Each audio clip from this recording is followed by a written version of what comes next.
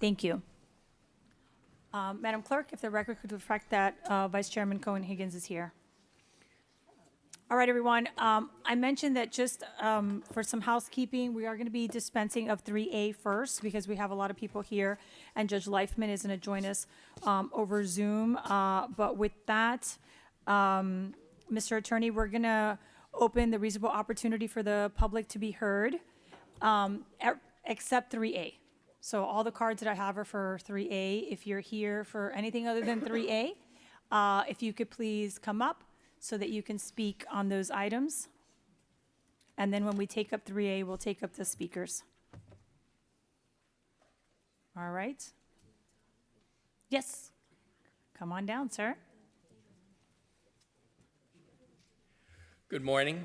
Louis Gazatua, 150 Alhambra Circle, 33134. Here on behalf of Freebie. Freebie looks forward to participating in the forthcoming Metro Connect RFP process. Freebie currently operates microtransit services in 24 of the 34 cities that make up Miami-Dade County and across 7 other counties, including Broward, Monroe, Palm Beach, Seminole, Pinellas, Manatee, and Orange. Freebie's fleet includes over 350 vehicles statewide, with more than 120 deployed here in Miami-Dade County. Freebie is the largest and most trusted microtransit partner in Florida. Regarding item 3G, we respectfully recommend that the county remove the North and Northeast Metro Connect zones, specifically Aventura and North Miami Beach. These are not underserved areas. Freebie is already operating in both cities with 13 vehicles in Aventura, 12 vehicles in North Miami Beach. Metro Connect's presence in these zones duplicates services that are already operating, creating inefficiency and confusion for riders. Furthermore, from a cost standpoint, Freebie is a better value. Metro Connect's hourly rate is $61.81. Freebie's hourly rate ranges from $36.50 to $42.25 without fares. Eliminating just these 2 overlapping zones will save the county approximately $2.06 million over the term of this extension. We support Metro Connect, but we believe eliminating these zones will deliver real savings while supporting the programs the cities have already funded. And happy holidays to you all. Thank you. Thank you. Is there anyone else that wants to speak during the reasonable opportunity? Come on down, sir. Your name and address for the record. Carl Bay, 5150 Northwest 2nd Avenue, Miami, Florida, 33127.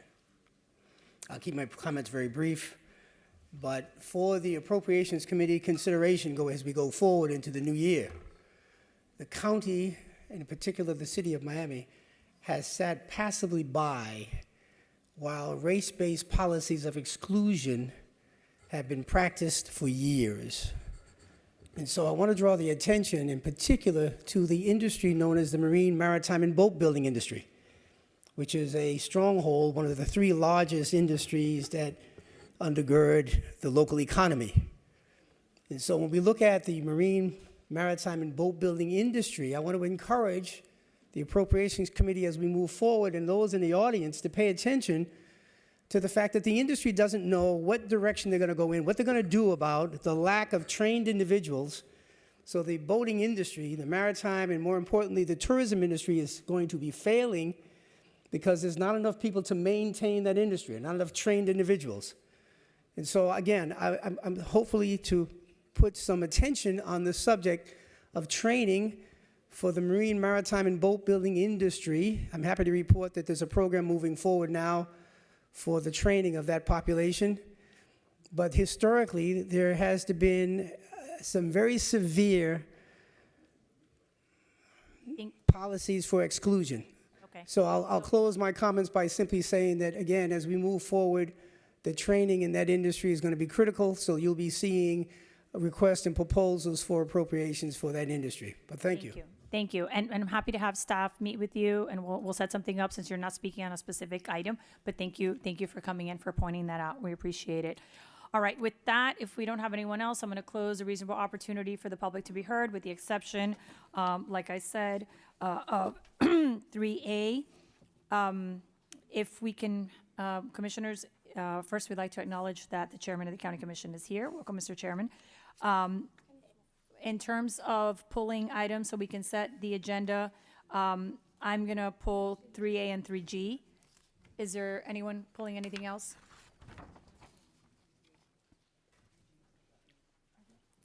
Commissioner Orbis, you're good?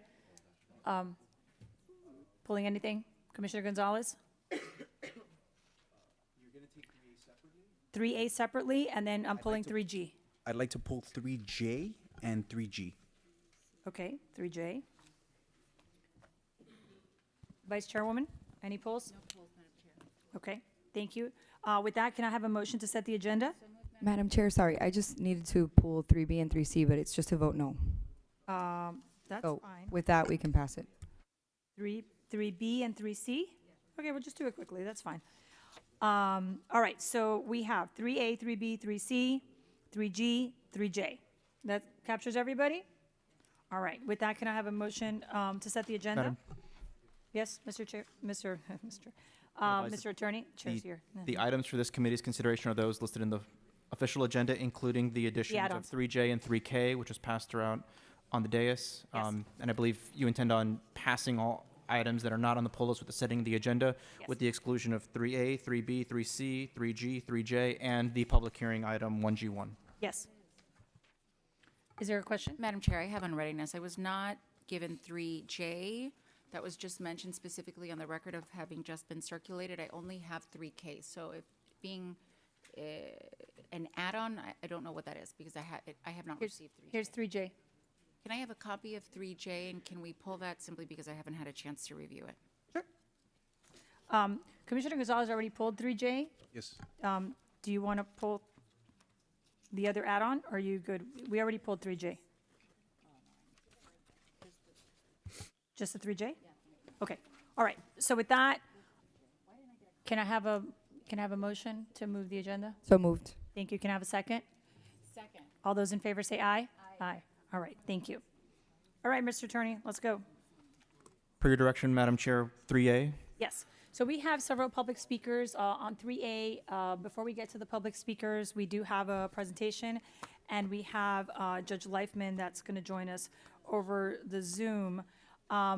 So to staff, do you want to do the presentation? Let's do the presentation first, and then we'll have the speakers, just so that everybody understands the context of this, because it's been floating around for, I want to say, over a decade, if not two. Good morning, Madam Chair. Good morning, members. We are so excited to be here. And to your point, Madam Chair, it has been 20 years in the making. Presentation, please. Yes.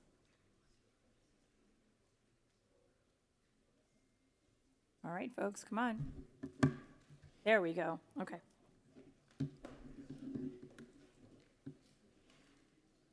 That's not it. That's CITT. That one actually passed. Javier has nothing to worry about.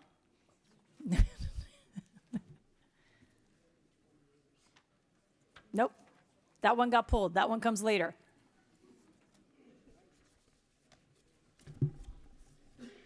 There you go. Third time's a charm. Thank you so much, Madam Chair. My name's Kathy Burgos. I am a licensed clinical social worker by trade. Therefore, I'm extremely excited to bring this project to the Appropriations Committee. It is our mental health center. We understand all the advocacy that Judge Leifman has been making, and we're super excited about the work that county staff who sit behind me, who have done this work, and under the leadership of our first social worker, Daniela Levine-Cava. The mission of our mental health facility, it is to divert individuals that are severely mentally ill from the criminal justice system. That is the priority population, those who suffer from mental health as well as substance abuse, including opiates use disorder. We know that approximately 70% of our county's jail is on the mental health caseload. Therefore, a project like this intervenes early on and focuses on the most vulnerable population here in Miami-Dade County. what is happening in our community, and they are here to testify.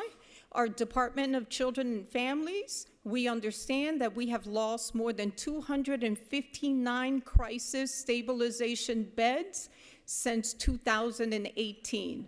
And DCF continues to focus on restoring and expanding, making the recommendation to restore and expand crisis and appropriate services locally. As Commissioner Chair, as you mentioned, this was approved through general fund obligation, voter-approved general obligation bond, jump-starting this project. We have invested more than $51 million. And this facility right now, without the programming, we're spending close to $1 million to keep the lights on. We understand through the resolution that was passed by this board, you asked us to negotiate with 2 providers. We send out an RFI. And this was the provider, West Care, that met the scope to serve adults who are severely mentally ill. Today's proposal brings 75 beds. We're proposing 10 crisis beds, 20 short-term beds, and 45 what we call level 2 residential beds. We are proposing for the Advocate Program to provide case management services to this population, wraparound services, because we understand that along with clinical services, the literature states that we should have a comprehensive model to serve the most severe individuals locally. Today, in front of you, you have a 5-year plan.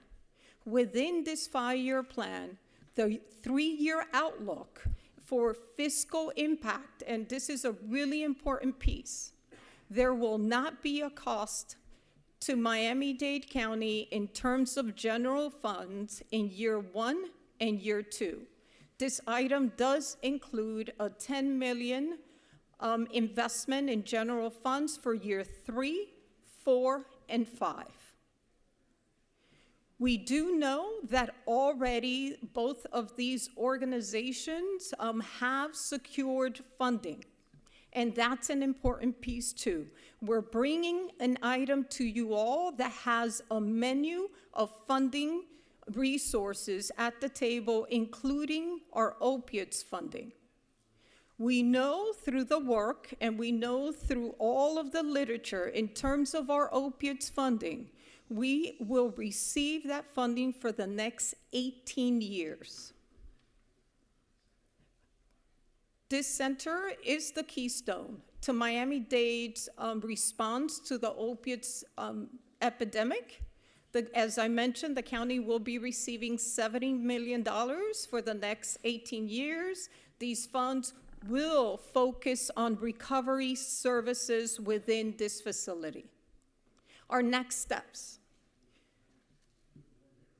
Once this committee makes a decision, you will authorize our county mayor or designee to execute the contracts that we've worked on with both providers, with West Care, as well as the Advocate.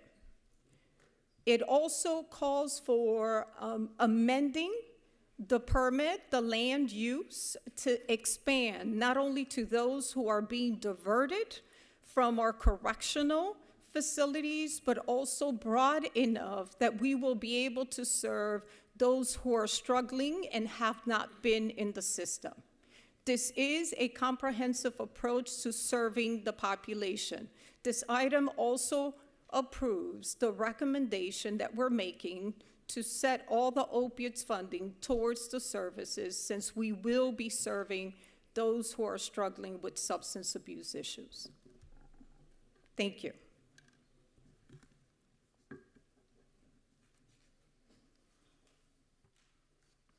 All right.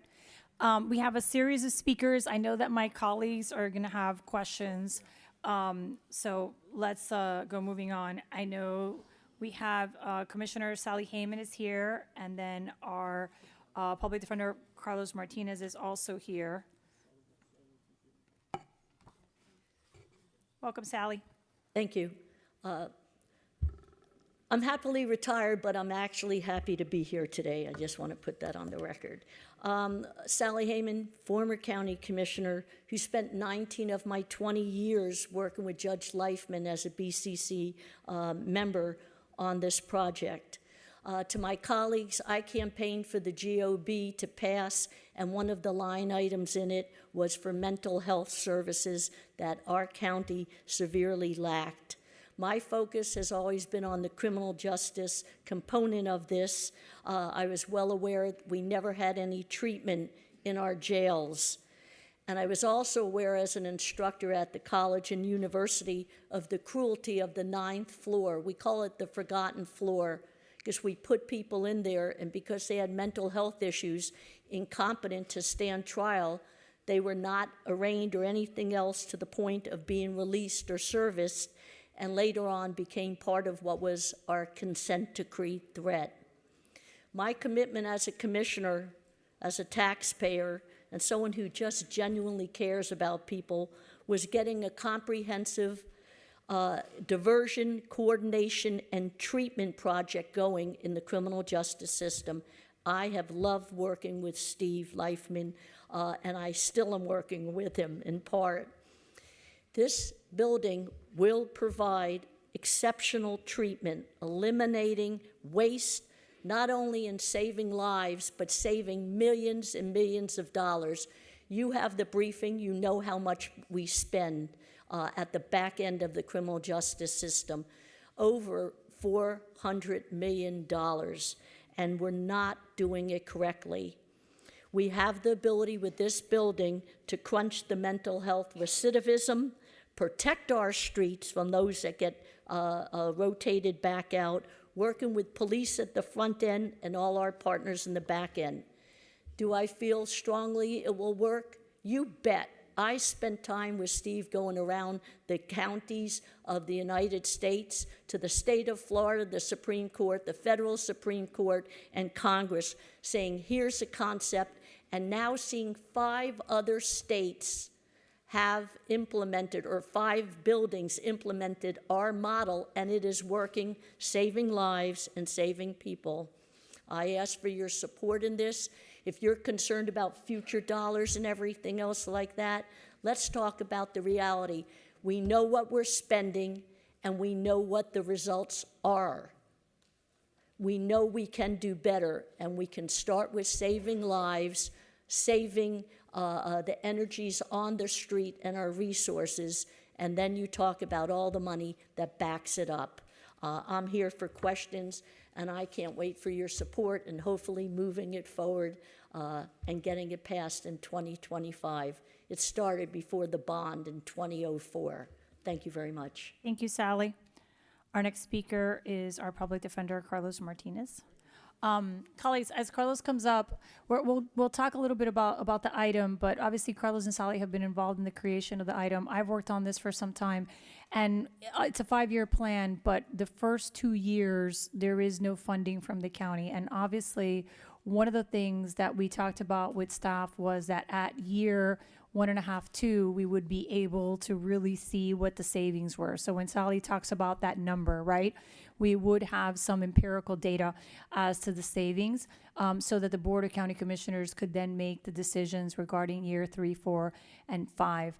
That being said, Leifman will talk about that also. And there is a sense of urgency. We have been wanting to get this on the agenda for some time because there is grant money that needs to be activated before the end of this year. So with that, Mr. Public Defender, thank you for joining Great. us. Thank you so much. Carlos Martinez, Miami-Dade Public Defender. My office address is 1320 Northwest 14th Street here in Miami, Florida.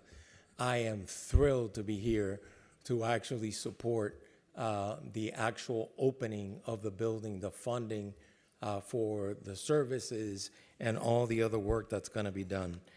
And I hope you understand what this does.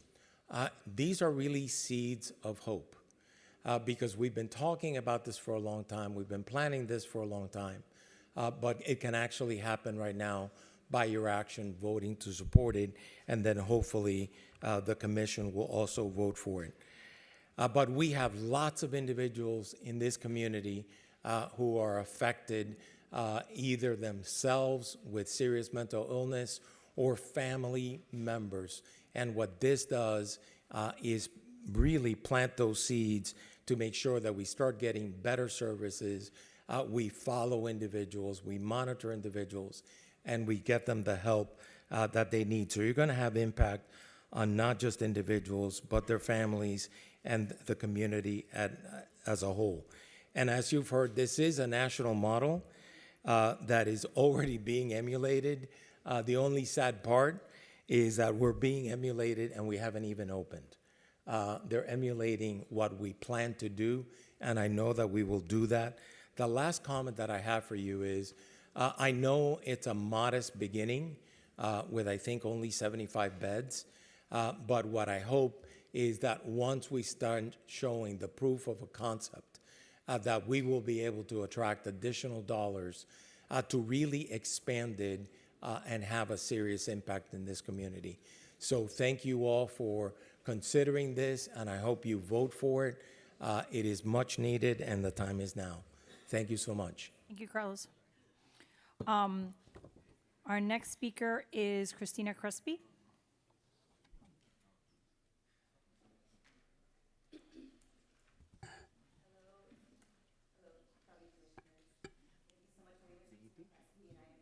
Speak into the mic. Oh, there we go. Now it was on. Hi there. I am Christina Crespi. I am the CEO of the Downtown Development Authority. Good morning, commissioners. Good morning, Mrs. Chair. I am just so pleased to be here right now, and the fact that this item has been going on now since I started at the county back in 2005 as an intern. I had personal work in this facility at that time, and the Downtown Development Authority Board wholeheartedly supports moving the mental health facility forward. It is the most important, I think, item that is before you on this agenda, because it will solve a much-needed crisis that we see on the streets of downtown Miami. As you know, we have many mentally ill and those with substance abuse still on the streets of downtown Miami. At the DDA, we do have our own outreach teams that go out and see these individuals every single day. And so with this facility, we'll be able to bring respite and help to those that most in need. We wholeheartedly support Judge Leifman in his efforts, not only at the county, but at the state level. Every year, we're able to raise over $400,000 for his diversion program, and this is the next missing link to be able to come full circle and to provide support to those most in need. We wholeheartedly thank you, and we hope that we can pass this item today. Thank you so much. Thank you. Our next speaker, Rick Beasley, and then I have Christian Molina. Good morning, Commissioner. Good morning, Rick. All right. My name is Rick Beasley. I'm the Executive Director of Career Source South Florida. I'm here, though. Address. Oh, I'm sorry. Address 7900 Corporate Center Drive, Miami, Florida 33027. I'm here on behalf of the Greater Miami Chamber of Commerce as the former chairman of the chamber, and also on behalf of Judge Steve Leifman. We urge you to support Resolution 250513. This item is not just another appropriation. It is a fulfillment of a promise made to our community over 15 years ago. A promise first championed through the vision and leadership of the late Alva Chapman in the Greater Miami Chamber, who insisted that Miami could do better than using our jail as the largest psychiatric facility. This Miami Center for Mental Health and Recovery is a better way. It is a fully built 181,000 state-of-the-art diversion and treatment facility that replaces the revolving door of jails, homelessness, crisis, hospitalization, with one that's coordinated system of one care under one roof. Today, we spend roughly $1.1 million to incarcerate people who have serious mental illness, and many of whom cycle through jail again and again without any getting better. And over the last 5 years, a relatively small group of high utilizers have cost taxpayers tens of millions of dollars with no lasting improvement in public safety or human outcomes. And by contrast, The center is already financed for the first 2.5 years of operation through the American Recovery Plan and opioid settlement funds at no cost to Miami-Dade County General Funds, while the University of Miami independently evaluates outcomes and cost savings. Long-term operations are supported by diverse funds, a portfolio of funds that includes Medicaid, state appropriations, the Homeless Trust, Workforce Florida, Career Source South Florida, and also the City of Miami. So in other words, this operation is one of the most fiscally responsible, data-driven, and humane public safety investments our community has ever made. This building is once complete. The partners are ready, the funding's in place. The only thing missing is your final approval, and the door is open. Ding, ding, ding. So on behalf, of Judge Leifman, the Chamber, the business community that has stood behind this vision since Alva Chapman, we want to ask you for your support. And for this last item, Chairwoman, Career Source South Florida has pledged $1 million for employment training services within this building. So we need you to approve this. Yes, so thank thank you so much. Thank you. All right, Mr. Molina. And then we have Stephen Dutton. Good morning, Chairwoman Regalado and honorable commissioners. I'm Christian Molina. I am the Deputy Chief of Staff for Commissioner Ralph Rosado, District 4, City of Miami, and Chairman of the DDA. I'm here representing Commissioner Rosado to speak in favor of item 3A, as addressing homelessness and untreated mental illness is one of our top priorities, and the Leifman Center is the way to do it. So thank you, Chairwoman Regalado, for sponsoring this item, and thank you for your leadership. The center is a major step forward. It creates a coordinated pathway to recovery for our residents. It brings crisis stabilization, treatment, medical care, dental care, housing assistance, job training, and more, all under one roof. And it's giving people a real chance to rebuild their lives. This approach is compassionate and fiscally responsible, reducing avoidable arrests and ER visits, and will save taxpayers millions while improving outcomes. Our city commissioners unanimously passed a resolution supporting this plan, and the Miami DDA also passed a resolution unanimously in support. The support is there, the facility is ready, and the need is clear. On behalf of Miami District 4 Commissioner Ralph Rosado and Miami DDA Chairman, we respectfully urge approval of the operating plan so this transformation work can begin. Thank you for your time. Thank you. Welcome. Good morning. I'm Stephen Dutton. I live at 244 Biscayne Boulevard in the Biscayne condominium downtown. And I'm a member of the Rotary Club of Miami, and I'm pleased to be here this morning. Welcome.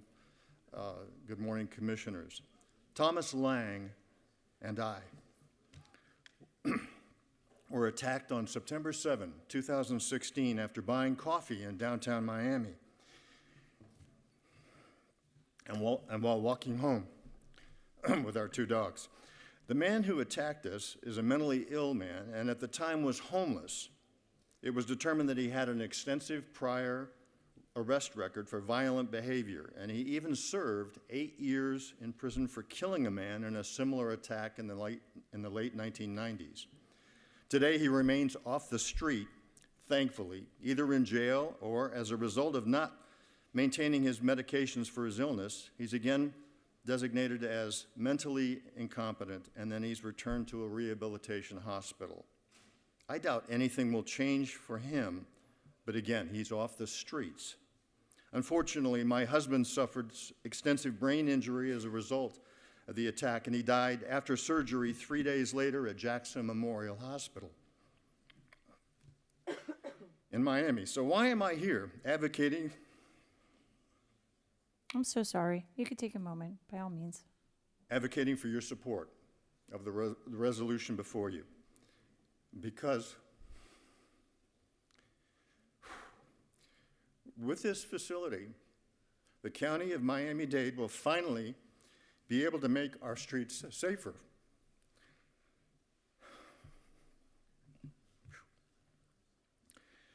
I'm sorry. Don't worry. We really appreciate it. Listen, this is a very difficult conversation to have, but we really appreciate your advocacy, as would your friend. At the same time, with a significantly improved design of support services, This facility will help those who are afflicted with this terrible disease of mental illness. I plead for your support this morning of the resolution. Last night I joined County Mayor Cava in welcoming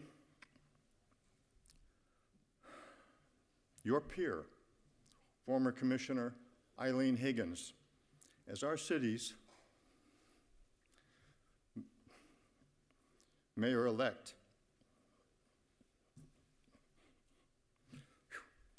She has called for a new direction. And I'm happy to say that your support for this resolution will be another step in achieving that new direction. Thank you. Thank you. We have two more speakers. I have Malena Legari and Jacqueline Fernandez. If you can come up, please. And then we have Judge Leifman waiting to speak. Good morning. Morning. My name is Malena Legarre. I live in 628 Fernwood Road, Key Biscayne, Florida. I'm here to support the item 3A, the opening of the Miami Center for Mental Health and Recovery. I am the founder, co-founder, and executive director for Hermanos de la Calle. We are a nonprofit organization with the mission of ending homelessness in our community. We work tirelessly to help individuals get services, housing, and a new opportunity in life. As you know, we have 1,068 unsheltered individuals in Miami, out of which probably 70 or 80%, or if not more, suffers mental health and substance use disorders. They are the hardest to help for us. It is tough, they are chronic homeless, shelter resistant, and it is not easy to convince them to be housed unless you have a special place for them to go. I really believe that the Miami Center for Mental Health represents an opportunity for this especially vulnerable population to recover their health and their dignity and bring their lives together. I'm here to ask you to support this item, and I am hoping that we will soon have the opening of the Miami Center of Mental Health and Recovery. Thank you. Thank you. Thank you, Malena. I gave you a shout out at yesterday's committee for the great work that you guys do. All right, our last speaker. We got to move it along, guys. Jacqueline. Good morning, Chairwoman and Honorable County Commissioners. My name is Jacqueline Fernandez, here on behalf of NAMI Miami-Dade County, the local affiliate of the National Alliance on Mental Illness. Address is 3150 Southwest 38th Avenue, Suite 500, Miami, Florida 33146. NAMI Miami-Dade supports this item in the Mental Health Center as the center embodies NAMI's mission of supporting the continuum of mental health care along one's mental health journey to recovery. The center will undoubtedly provide a more positive path for justice-involved individuals experiencing mental health challenges, which is among the population NAMI serves. And thus, the Mental Health Center and this item have NAMI Miami-Dade's full support. Thank you and happy holidays. Thank you. And with that, we have Judge Leifman, if they could patch him in. There he is. Good morning, sir. Nice to see you and thank you. Madam Chair. I still have to ask you for your name and address for the record. Yes, I was just about to say that. My name is Steve Leifman, and I live in the city of Miami. I believe my address is still exempt. I want to thank you very much for the opportunity to speak in favor of the resolution. And I also want to particularly thank Chairwoman Regalado for sponsoring this phenomenal legislation. It is the culmination of a 21-year effort and the fulfillment of a promise made to our voters in 2004, who overwhelmingly passed a general obligation bond to create an effective and cost-efficient alternative to jail for individuals with serious mental illnesses. It was also incredibly prescient of the Miami-Dade voters, because aside from the Miami-Dade County Jail experiencing massive increases in its mental health population, a 57% increase just between 2020 and 2023. We must also contend with a recent Florida law that puts the county at great risk of civil liability for not appropriately addressing homelessness, which this facility will in fact do. When community mental health was developed in the United States, the most acutely ill with psychotic disorders were still in state hospitals. So when community mental health was designed here, it was for people with moderate mental illnesses, not the severe and persistent mental illnesses. When we deinstitutionalized and we shut down state psychiatric hospitals, and we went to the war on drugs and crime, and we opposed sentencing guidelines, and there were massive housing cuts at the same time, this population got thrown into communities that were not prepared to handle them. Many became homeless as they started to cycle between jail, hospitalization, and homelessness, which led to the crisis that we are now dealing with. I know that many of you, as well as most of us, are concerned about budget issues, as well we should be, which is exactly why this resolution needs to be passed. Because if we are truly concerned about budget issues, we need to ask ourselves, why are we spending more than $500 million a year on jail operations, of which $414 million is spent on people with mental illnesses? We are spending $1.1 million a day to keep people with mental illnesses in jail. They stay 3 times longer than people without mental illnesses for the exact same charge at multiple times the cost in our jail. Over the past 10 years, Dade County has spent $3.9 billion to operate its jail, of which 63%, or $2.5 billion, was spent on individuals with mental illnesses. We're talking about spending $1.1 million a day for 3,500 people. They are the most expensive people in a jail, not just because of their psychiatric costs, but because they have horrible comorbidity issues. Almost all individuals with serious mental illnesses are smokers. They are self-medicating themselves with cigarettes because it helps replenish the dopamine that they lose because of the psychiatric disorder. And so when they go to jail, the county is 100% responsible for their cost, which is why they are so expensive when they remain in jail. Once we move this population into the new facility, they will become eligible for Medicaid, and the county will be able to leverage Medicaid dollars to reduce its cost. In addition, there are several additional financial resources that will help the county avoid large increases as we move forward. And many of those were listed earlier. Aside from Medicaid reimbursements and the opioid settlement dollars, the state of Florida has committed to funding the center's short-term residential treatment beds. The Miami-Dade Homeless Trust has committed to funding the housing components within the center. You just heard from Rick Beasley. They have pledged $1 million to help with the supportive employment programs. The Miami Foundation for Mental Health has committed to raising philanthropic resources to expand resources, vocational programs, and the system of care coordination.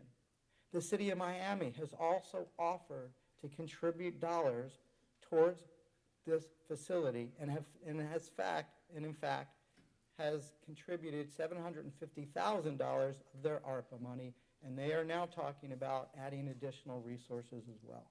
The county also will co-locate its New Direction program, which will allow us, again, and this is a substance use co-occurring program, which will allow us to help offset additional dollars.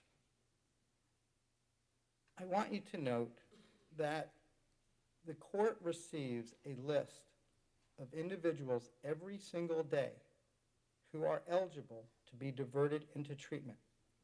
We looked at this list over the last 5 years, and we identified 16,400 individuals who over the last 5 years were eligible to be diverted to the community because they're not a risk of violence, because they have not had more than 4 felonies, and they have been diagnosed with a serious mental illness. These 16,000 people spent 1.2 million days in the Dade County Jail. That's almost 3,400 years of jail bed days, and every one of them was eligible to be diverted into treatment. These 16,000 people make up 2/3 of our jail population. Could you imagine we would be the first community in the United States to possibly halve our jail population, and for the first time, a community in the United States to reach functional zero homelessness anywhere in the United States? Those 16,000 people cost $414 million to warehouse them in our jail. And almost all of them, no, not almost, all 16,400 of them were released back to the community without any access to care. Not only is this a moral imperative, it is the fiscally responsible thing to do. It will improve public safety. It will spend our tax dollars more effectively and efficiently, and it will give the most vulnerable individuals among us an opportunity to have a life of hope and opportunity. Thank you very much for your consideration. Thank you. Thank you, Judge Leifman. And with that, I'll open up the floor. I'll leave you up there, Judge, in case anyone has any questions directly. Oh, I'm sorry, I meant to add, Chief. I let you go Morales- along because you've been waiting 20 years, Okay. but yes, continue. Chief Morales was here from the City of Miami, Police Chief, and he wanted to lend his support as well. He couldn't stay on, but he thanks you for the opportunity. Thank you. Thank you. All right, colleagues, like I said a few minutes ago and during the presentation, what we're presenting to you is 2 years fully funded. And then obviously there's the other 3 years. We can come back after year 1 or year 2, and that is my preference because we have to prove the concept, which is why it was important to bring an item that was fully funded for the first 2 years so that we could see what the cost savings is, and then the board could decide the path forward. As Judge Leifman mentioned, the City of Miami is looking at contributing more. There's a lot of different moving parts. And once we're up and running, obviously it makes it a lot easier to apply for grant funding. It's somewhat challenging when you haven't opened your doors. So with that, I'll open it up to questions.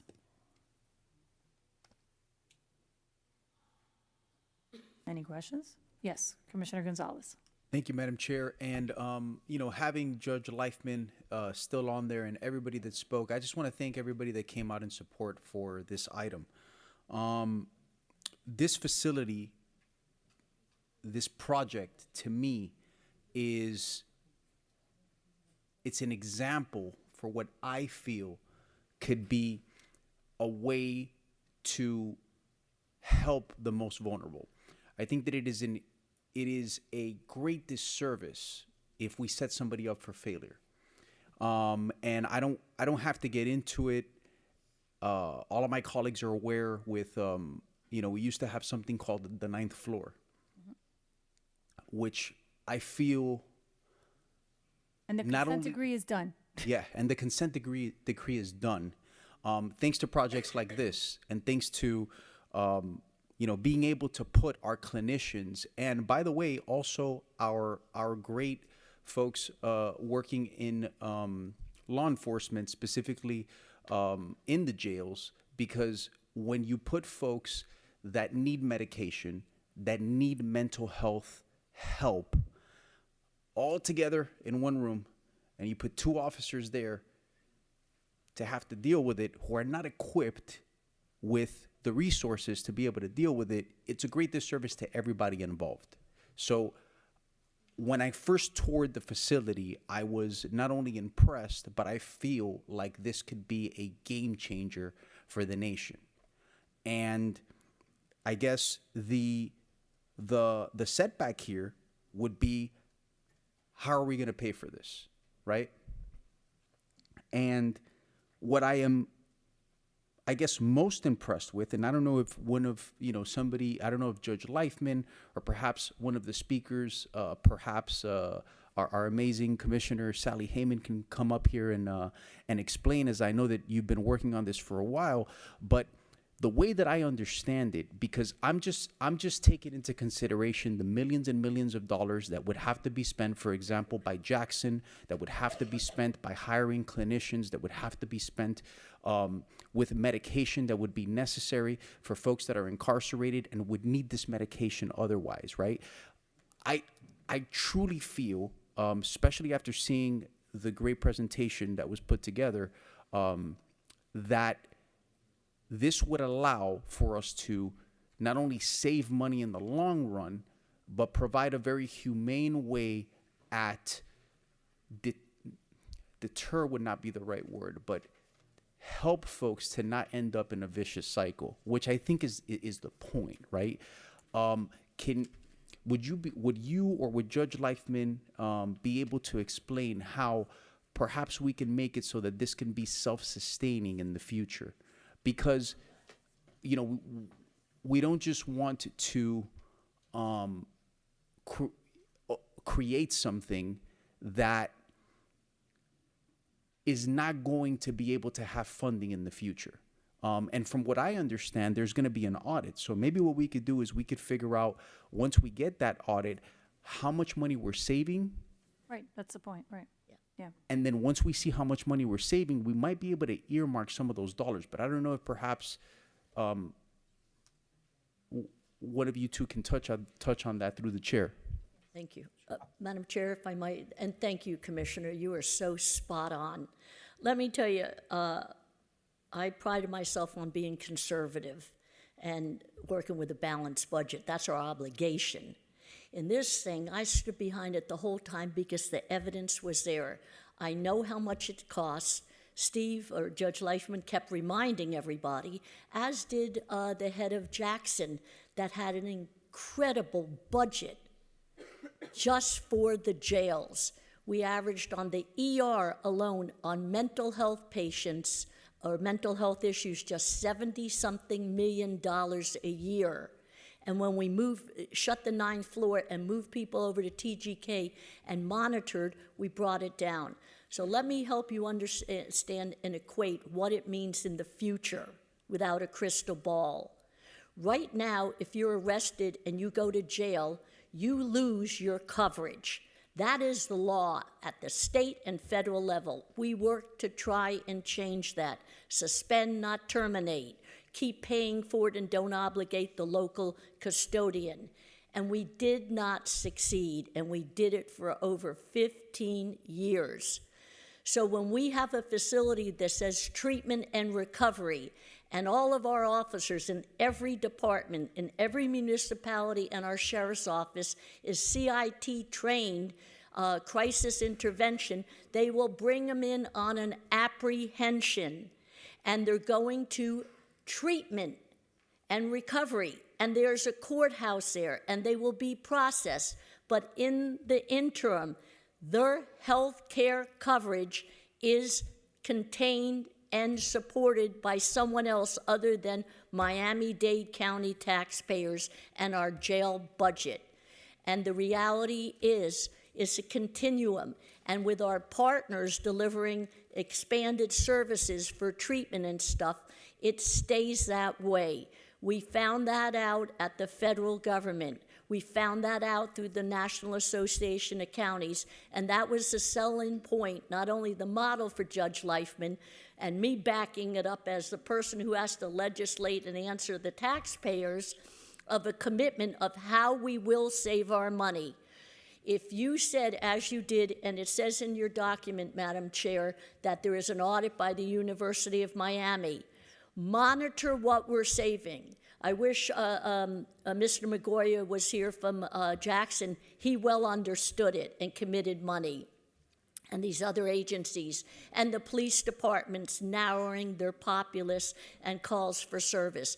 Monitor what you're savings. It's very hard to monitor what you prevent, but you'll know those dollars and cents because you know what you're spending.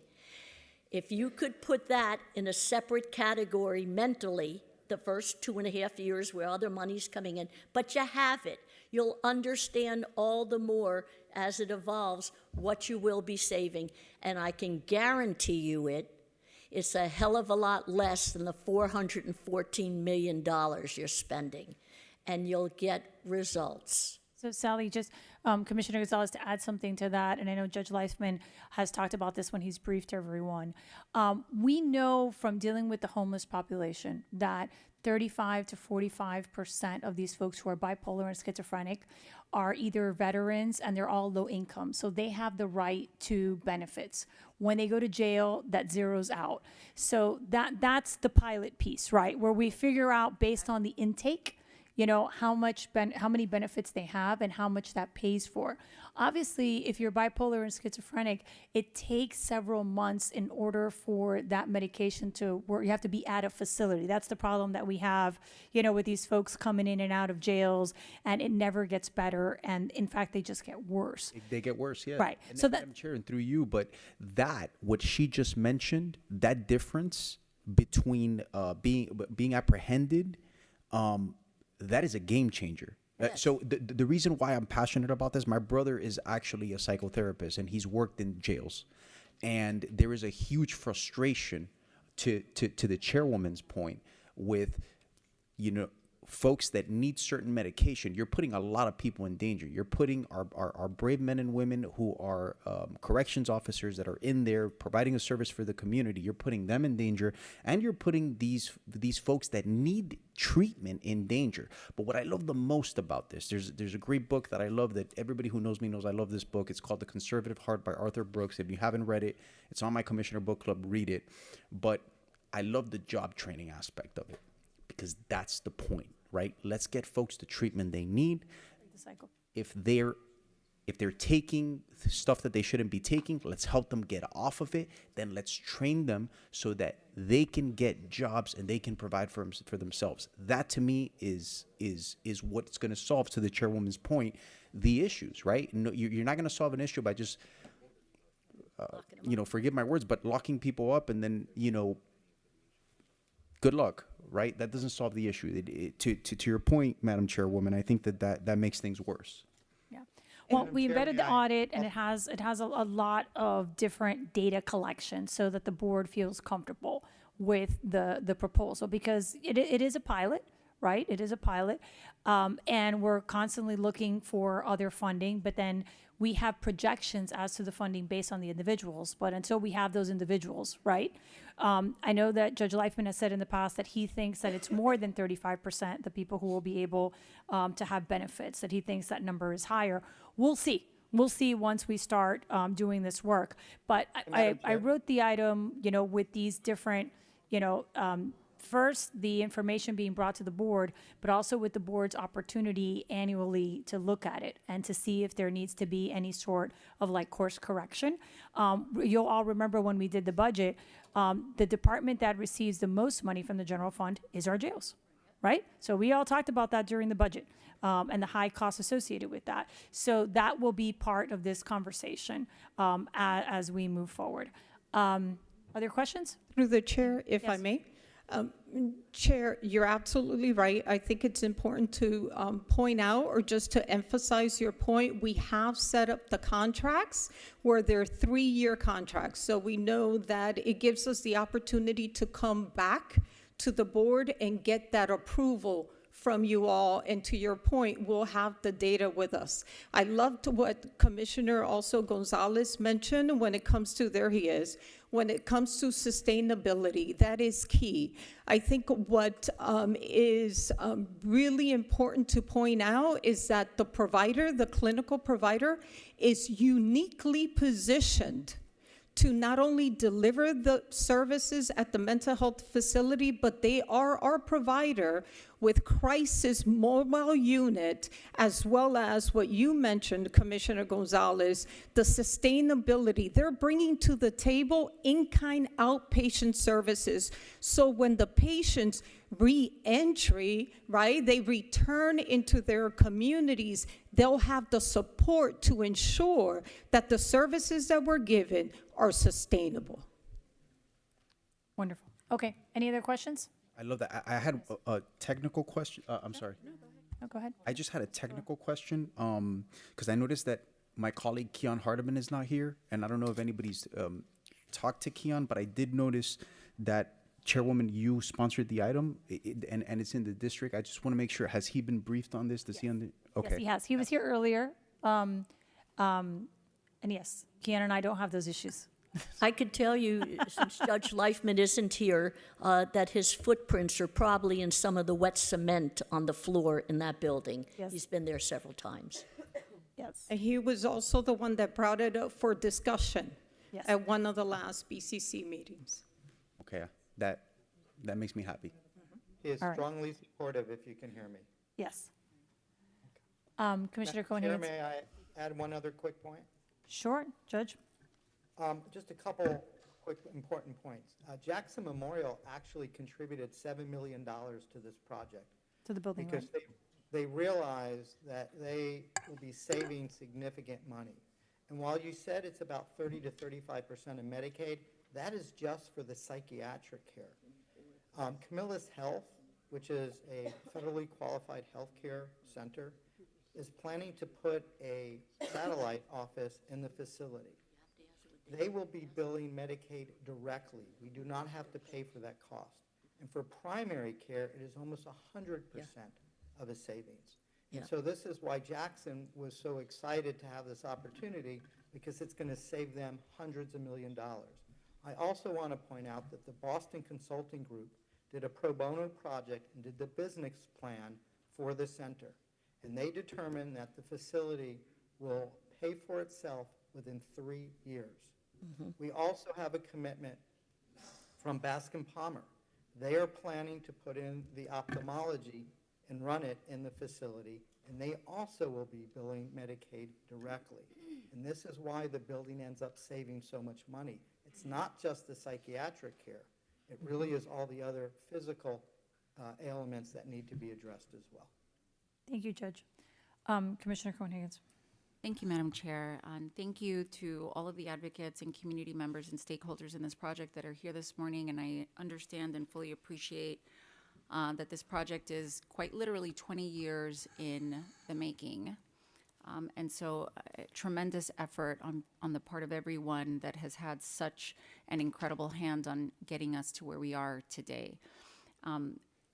I am frankly on the same terms after 20 years of study, advocacy, investigation, research.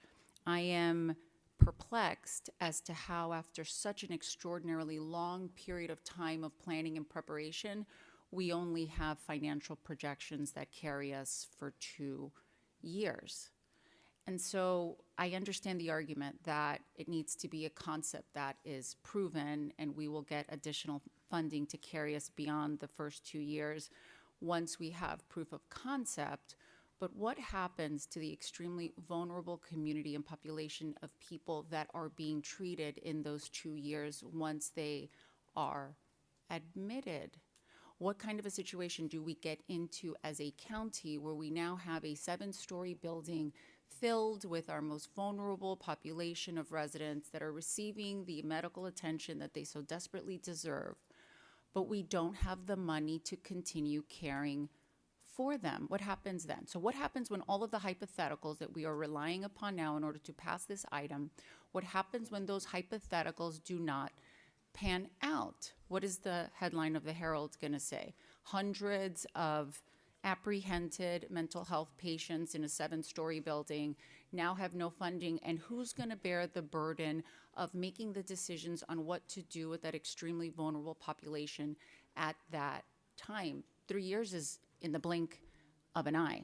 And we also, in the blink of an eye, just exited a budget season where we all 13 members of this commission spoke vehemently and assertively on how we need to tighten our belts in Miami-Dade County, because the financial projections that are staring at us and that are barreling down upon us are very, very real. And yet here we are with a financial proposal that only carries us 2 years.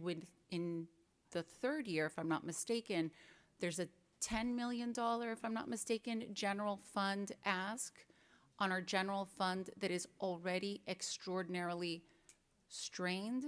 So congratulations on getting year 1 and year 2 funded. Amazing. Congratulations on getting the building built amazing. I completely buy into this concept. It's an extraordinary concept. I have family members that have substance abuse issues and mental health issues. Director Burgos and I have had these conversations at length. She knows that I am deeply committed to this work.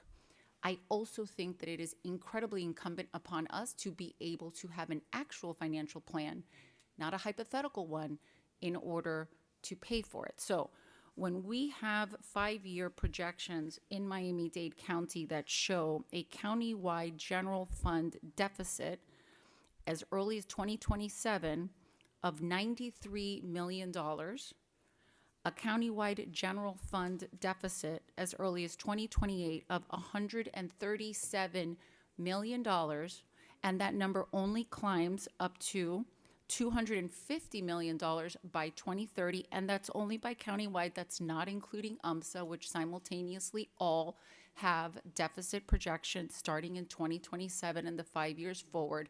My question is really a simple one. Where do we get the $10 million from that we know we are going to need in order to fund this incredibly noble and noteworthy project as early as 3 years? And now when I ask that question, I don't ask it to be difficult, contentious, adversarial. I ask it to be responsible. I ask it to be responsible, okay?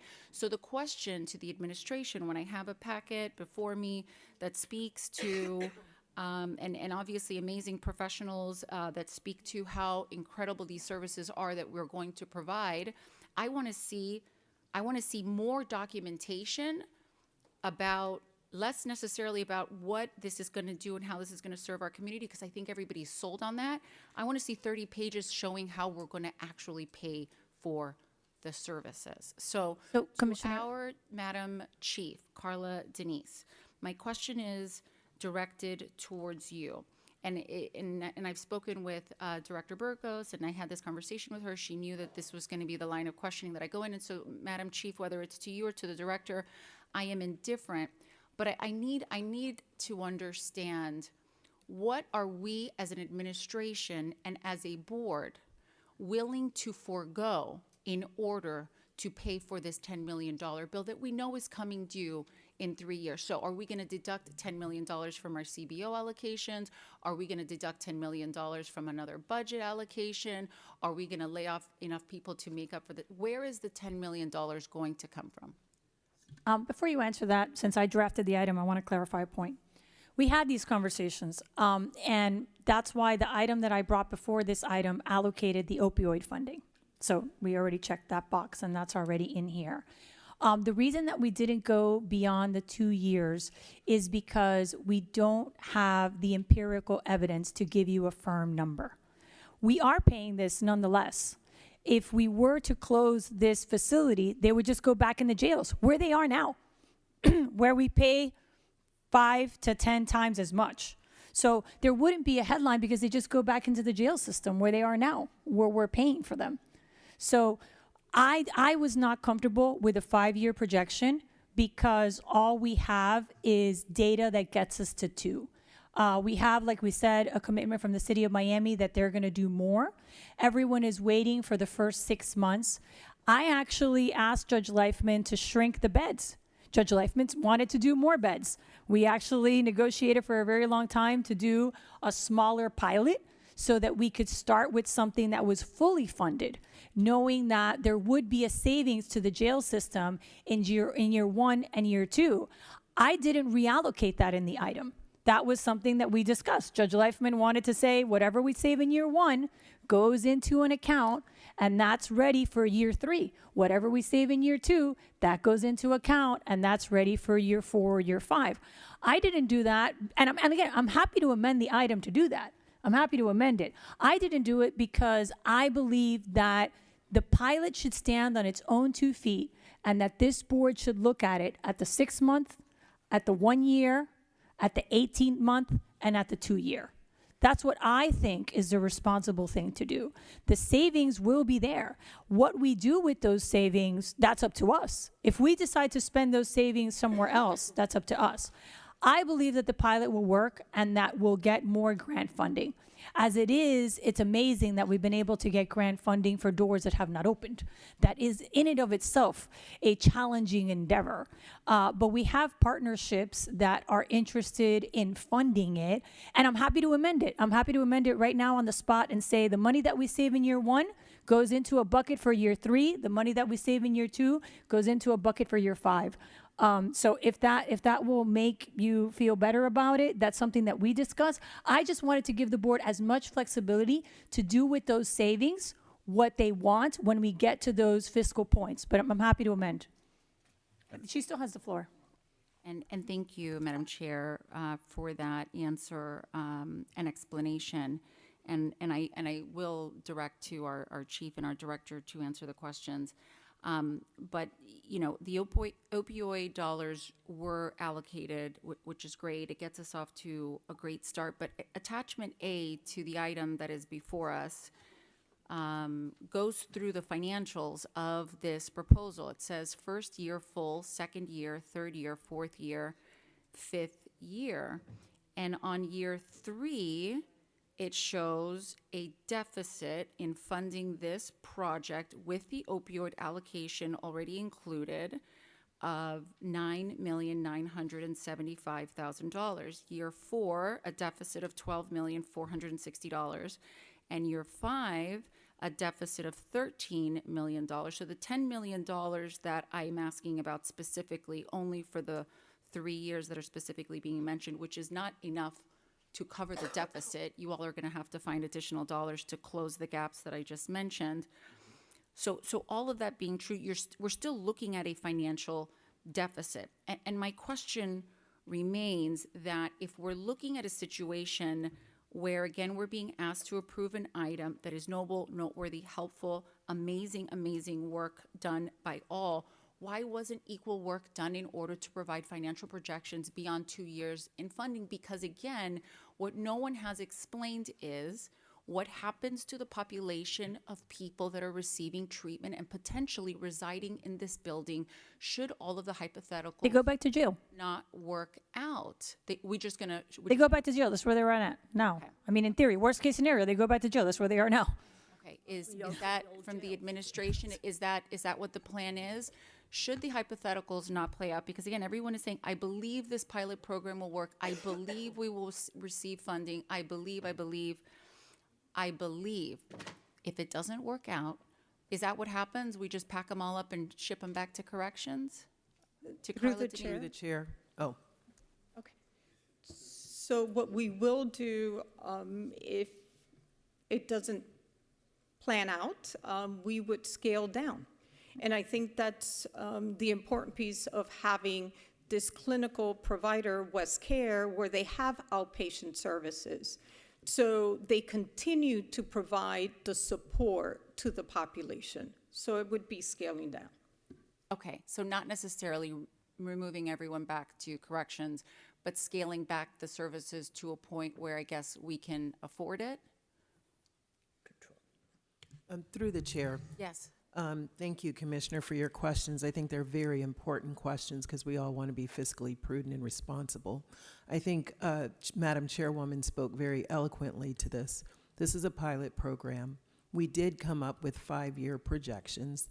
Those 5-year projections include the administration proposing a budget of $10 million at that start point. And yes, there is a delta even with the proposal of $10 million, which we will budget, of 24, 2.4, and then 3.4. So various things can happen, assuming that those numbers are accurate. Because remember, our numbers are changing all the time, right? So various things can happen. One, the county commission could approve, as the administration may recommend, to allocate more funding. The other is we will be and are actively looking for grants and additional funding. So increases in funding, we are pretty confident will occur over that time with grants and other supplements that we will be eligible for once the pilot and the project gets off the ground. And then the third is we will have to establish or reallocate how we serve this population and what those necessary elements are. We will learn in those 2 years how sticky these numbers are and if we need to flex up or flex down. We thought it was most responsible to be as conservative as possible and show a deficit because it is more than likely inflation, not just for this program, but for every single program we run, will make the administration and the BCC have to make really difficult decisions over what we prioritize in future years. We are recommending we prioritize this right now, that we move forward, and then our budget office would budget accordingly based on the needs as we learn the impact of this program in other areas over time. But Carla Denise, you and I talked about this at length. We've been working on this for a very long time. And again, what I said to you all was that I wanted to give the board flexibility to move the savings money. Correct. If the vice chair is not comfortable, I'm happy to amend the item so that we directly take those savings. Again, I wanted to give flexibility to the board so that when we sit at our budget, and if we save 20 million, 28 million in jails, we can allocate that however we want. I'm happy to amend it and say, because that's what originally was the ask to me. Correct. Where the original ask was, whatever we save at the jails, automatically fund it into this program. I wanted to give this board as much flexibility as possible. I'm happy to curtail that because I don't want the headline of after 22 years, I don't want the headline to be that this is not funded. This item was drafted with a tremendous amount of transparency and a large ask that I made to the judge and to the administration in terms of ensuring that these numbers are as solid as possible. We have grant funding for 2 years with a center that is not open. Of course, we're going to keep applying for grants. And once a center is open, if we got funding for a center that is not open, it logically follows that we will get grant funding for one that is open and that actually has empirical evidence for a grant application. The city of Miami has committed dollars to this, and they got up here today in support and said that they're committing more dollars to this. We are not asking them for more because we haven't opened the doors. So I did it in an abundance of caution because I did not want to present an item that swept funding. But I'm happy to amend it if it will make everyone feel better. We know that the cost savings are there. If you want to limit your flexibility in the future, that's fine. We can always go back and change it. But I don't want the transparency and the honesty with which this item was brought to work against it. And Judge Blythe, I don't know if you want to speak to that, but you and I have gone toe-to-toe on this a few times. And your ask was always that we take the savings.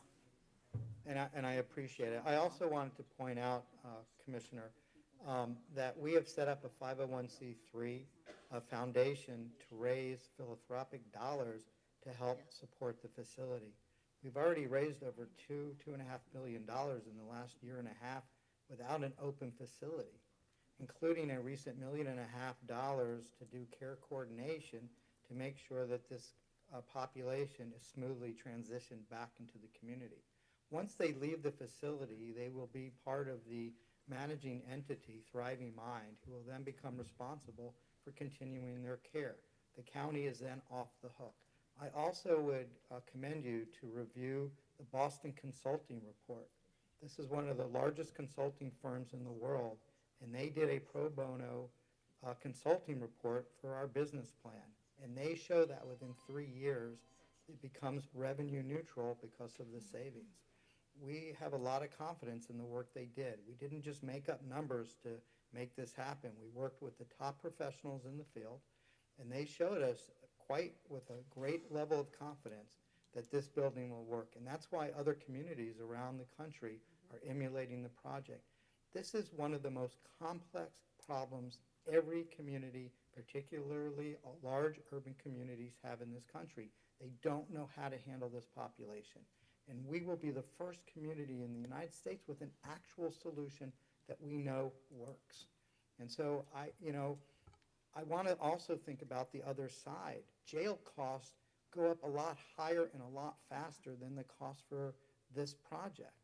And so you're going to be looking at many, many additional dollar costs just to continue to maintain your jail with the population of 4,400 that it has now. If we're able to take a third to a half of your population out, not only will there be cost savings, but you will be looking at not increasing your payments for jail costs moving forward. And all these dollars will be calculated by the University of Miami's Population Health Department. They also have one of the top healthcare economists in the world. She's working on this project. They're already looking how to put the studies together so that they can capture all of the cost and savings. And so, Judge, I don't want to interrupt you, but really quick, because I know I don't want to lose quorum. We still have a lot of business. One of the things that you and I talked about, and the reason we've been trying to get this on the agenda so quickly, is because there is also a change in state law. So right now, a lot of these folks that are bipolar and schizophrenic are on the street. But when the state law changes, we will be forced to arrest them. And that is one of the calculations that we talked about, and why now more than ever, we don't have the issue of the 9th floor, as Commissioner Gonzalez mentioned, but we will have another mandate. That mandate will require us to sweep the streets and to put them in jail. And this is a divergent facility that will take them in lieu of arrest. Judge, if you could tell us about the implementation date on that state law? It's already been implemented, and the other kicker to it is any citizen in the community can sue the county if they don't take care of this issue. And so you could be looking at tens and hundreds of millions of dollars of civil liability if it doesn't get done. And so you're looking at increasing your jail population at huge cost with no offset of any kind of Medicaid for both their primary and psychiatric care. You're looking at having to hire more corrections officers at a higher cost. This is such a small investment. $10 million a year is a rounding error compared to the $3.9 billion that you've already spent in the last 10 years for operating costs. And so you're looking at a larger jail population, greater cost in the jail, no Medicaid to offset it. I just don't see why this isn't a perfect solution for the fiscal concerns that everybody has. Madam Chair, may I continue? Yes. To Chief, and thank you for that explanation. Thank you to Judge Leifman, and thank you to our Madam Chair. When we look at financial projections, it is not foreign for you all as an administration to prepare financials for us that in fact do include calculations of savings. In fact, we just did it on our health insurance contract with Aetna and AvMed. There was a very assertive statement made and repeated that we would save $50 million, and it was in writing and included in the financial projections, which is what allowed everybody to change our carrier that we had for 25 years plus. My question is, we've had this in the works for 20 plus years. There is not one thing in any financial projection showing $1 worth of savings. And so when I hear huge numbers like billions of dollars being spent, our mental health population within our correction system is 63% of the population. That equates to $2.5 billion. Why isn't there $1 of projected savings written in our balance sheet on the financials related to this project? That is basic financing 101. That is not something that we are not capable of doing. And so while I appreciate that there are Baskin-Palmer studies done by incredibly intelligent and brilliant professionals from many, many moons ago, I still don't understand why the data that is in front of us includes not $1 of actual projected savings as a result of the passage of this item. Instead, all we see is financial deficits. And the question becomes a very simple one. How many deficits are we going to approve as a board? At what point are we going to be asked as a commission to do one of two things? Either raise taxes on the residents of Miami-Dade County to fund all of these unfunded mandates, or lay off thousands of employees. That is the factual economic reality of the decisions that we are making, not based on conjecture or speculation by me, but based on our own numbers. So my question continues. in our 5-year fiscal projection, where as soon as 2027, we are looking at a countywide general fund deficit of $93 million. The brilliant Judge Leifman said $10 million is only a drop in the bucket. I agree. Is that $10 million included in the $93 million deficit, or would that $10 million be in addition to? Has the $10 million that's before us now already been projected to be part of this $93 million budget deficit that we are looking at in year 2027? Yes or no? It's either included or it's not included.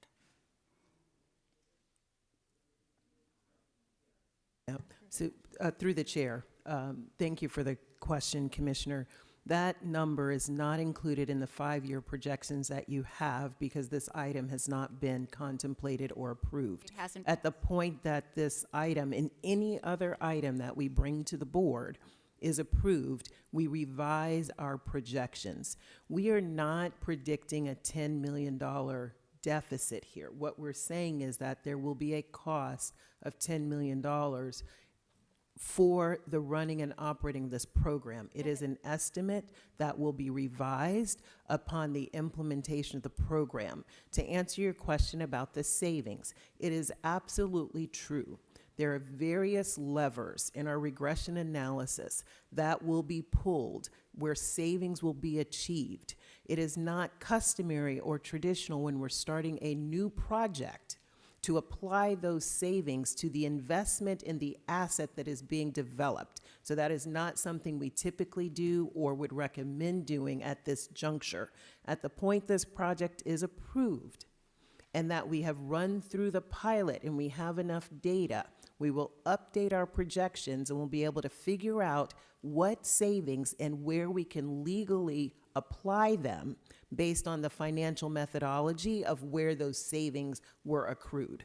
I will add, this is not an RFP also. In the case of our health insurance, the response to the RFP required in writing the savings that was going to be provided. Here, we run the jails with several contracts. We will be the beneficiaries of the savings. Judge Leifman is not running that program. What we're doing is we're diverting to this facility. So this is not an RFP or a service contract. This is a separate modality that we are creating as a pilot to prove the concept of the cost saving. Through the chair, Madam Chair, and that's very well said. This is actually an asset. So we're building or creating something that didn't exist. And so it will sit on our books as such. When you have an asset, you need to maintain it. As you maintain the asset, things can happen one of two ways. The value of the asset goes up or the value of the asset goes down. The better we do at providing service to this population and running this program, the more likely the value will increase. And that value is the savings you're looking for, Commissioner Cohen-Higgins. And so this presentation is a commitment for us to create that investment. I think our Commissioner Gonzalez said it very effectively, not only in the building, not only in the staff, but in the community and the people who will be served. Those people will no longer cost us money in other places because we're able to invest in them through this program. I cannot accrue that savings to this until we've actually done it because it would not be financially prudent. If I might, Madam Chair, one thing? Yes, Sally. I sat here for so many years and wanted to say, I can visualize the savings. I know what the 9th floor cost. I know what shutting 2 jails saved us. I know what injuries to our police officers has been reduced. But no one wanted to hear it because we didn't have anything on the paper implementing something. So if we actually have these costs that we're spending now at hundreds of millions of dollars and start that subtraction with our auditors in the first year, in the second year, as a commissioner And the said, audit's there. we'll have that. And you'll know that. So it won't be adding to the 93 million. It will be reducing it. We will have that legitimate cost. No one wanted it in a hypothetical if we get going, but we know what the cost is now. We can subtract that from those budgets We are funding now Jackson, jails, and other CBOs. And thank you, Commissioner Hayman, and that's exactly my point. That's exactly my point. Why isn't the item articulating that for us? Okay, forget then AvMed and Aetna, and we're going to distinguish it because it was an RFP.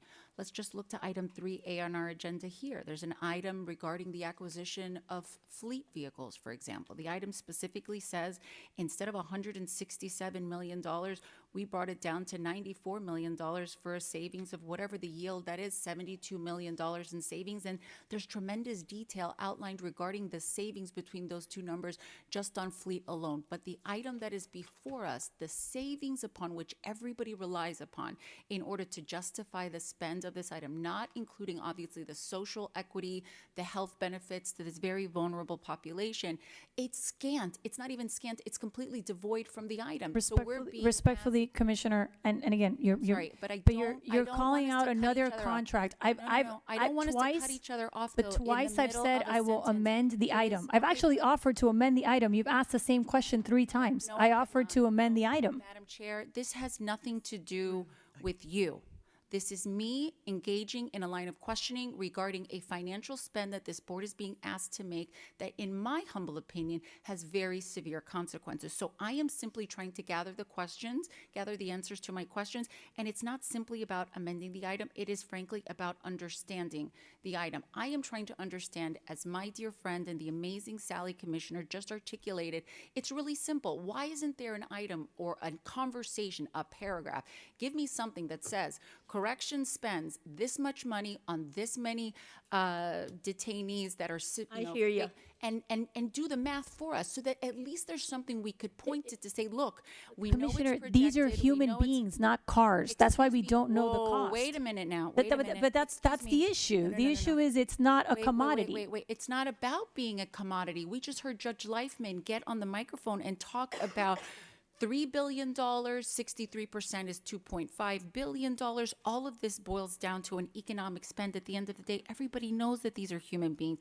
That's not the question. The question remains of how we are going to pay for it, and yet still no one can provide a response. So I'm not, the manner and the choice to do the interruption and the unnecessary, elevated, heightened emotion is completely being rejected by me. It's completely unnecessary. I'm simply trying to get answers to questions. But we've asked the same question 3 times. We'll try to answer it again, but this is the 3rd time, and we have other items. I mean, we have other people that still have other questions. Madam Through Chair, the you chair, do this all the time when the conversation goes in a direction that you do not like. Okay, so I'm asking you to stop doing it. You've done it to Commissioner Milian Orbis. You're doing it to me now. If you want me to just shut down the conversation, I'll simply vote no on the item and we'll continue to move it along. That's not the direction that I'm trying to make. I'm trying to understand the item so that I can get the answers to the questions that I have. That's why the people put us here. So Through the chair, Commissioner, it's a very good question. So you've compared 2 things that are not equivalent in terms of how we do financing and funding. So with the healthcare item, we were paying a vendor to provide a service, and we paid a new vendor to provide that same service at a reduced cost. Okay? So it's apples to apples. With the fleet, it's the same thing. We purchase vehicles and we're paying for a particular acquisition of an asset that had a cost, and our team has worked heaven and earth to try to reduce that particular cost. It's apples to apples. In this particular case, we're building something, we're creating something. So we're developing an asset. It's going to be something that's new on our books. It didn't exist before. So you're acquiring something that didn't exist before. We didn't have it. We didn't own it. So now we have to invest in it. I'm trying to think of a good analogy. It's like maybe you buy a house.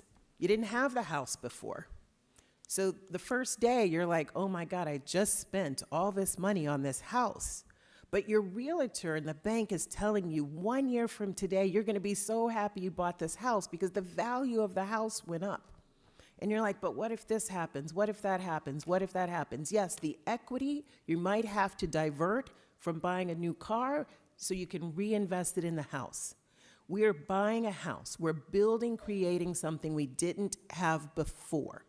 It is not fiscally prudent or responsible to apply any potential savings or equity to this project at this point in time because we don't have enough data or information.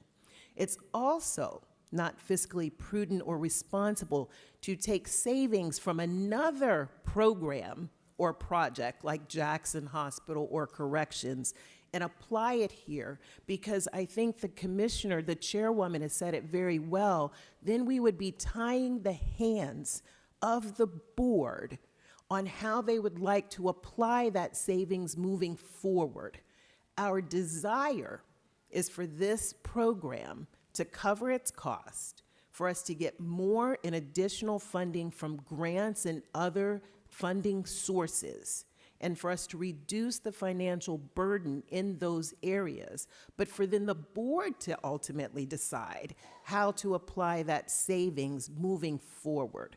We can give you projections and preliminary numbers on what we think might be saved. We do not recommend, it is not responsible for us to try to apply that here. What we're asking is that you allow the administration to budget the $10 million moving forward, and we will do the work to ensure that we have that $10 million, and we will have to bring to this board what we may be not doing or what money we received to cover that gap in the 5-year plan that you spoke of.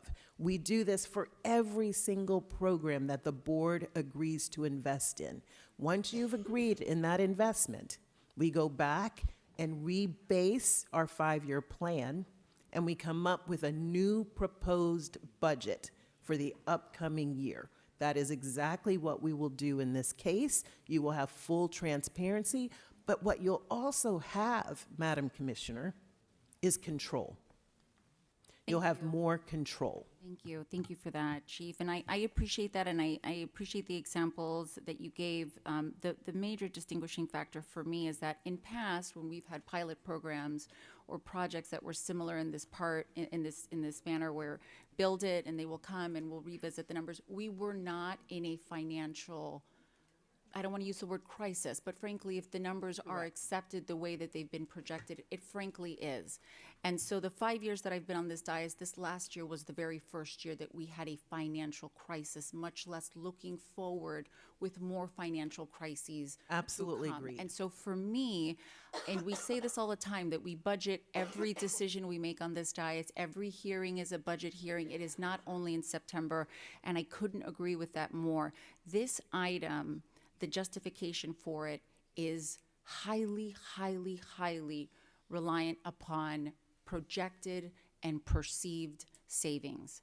I cannot support this item the way that it is written now because none of those savings are projected or highlighted in this item. In fact, the opposite is what is being presented to the board, and I cannot see us making our financial situation in this county so substantially worse by adopting a project like this that we do not have the money to pay for. The very first question I asked was, if we are going to adopt this, what are we going to let go?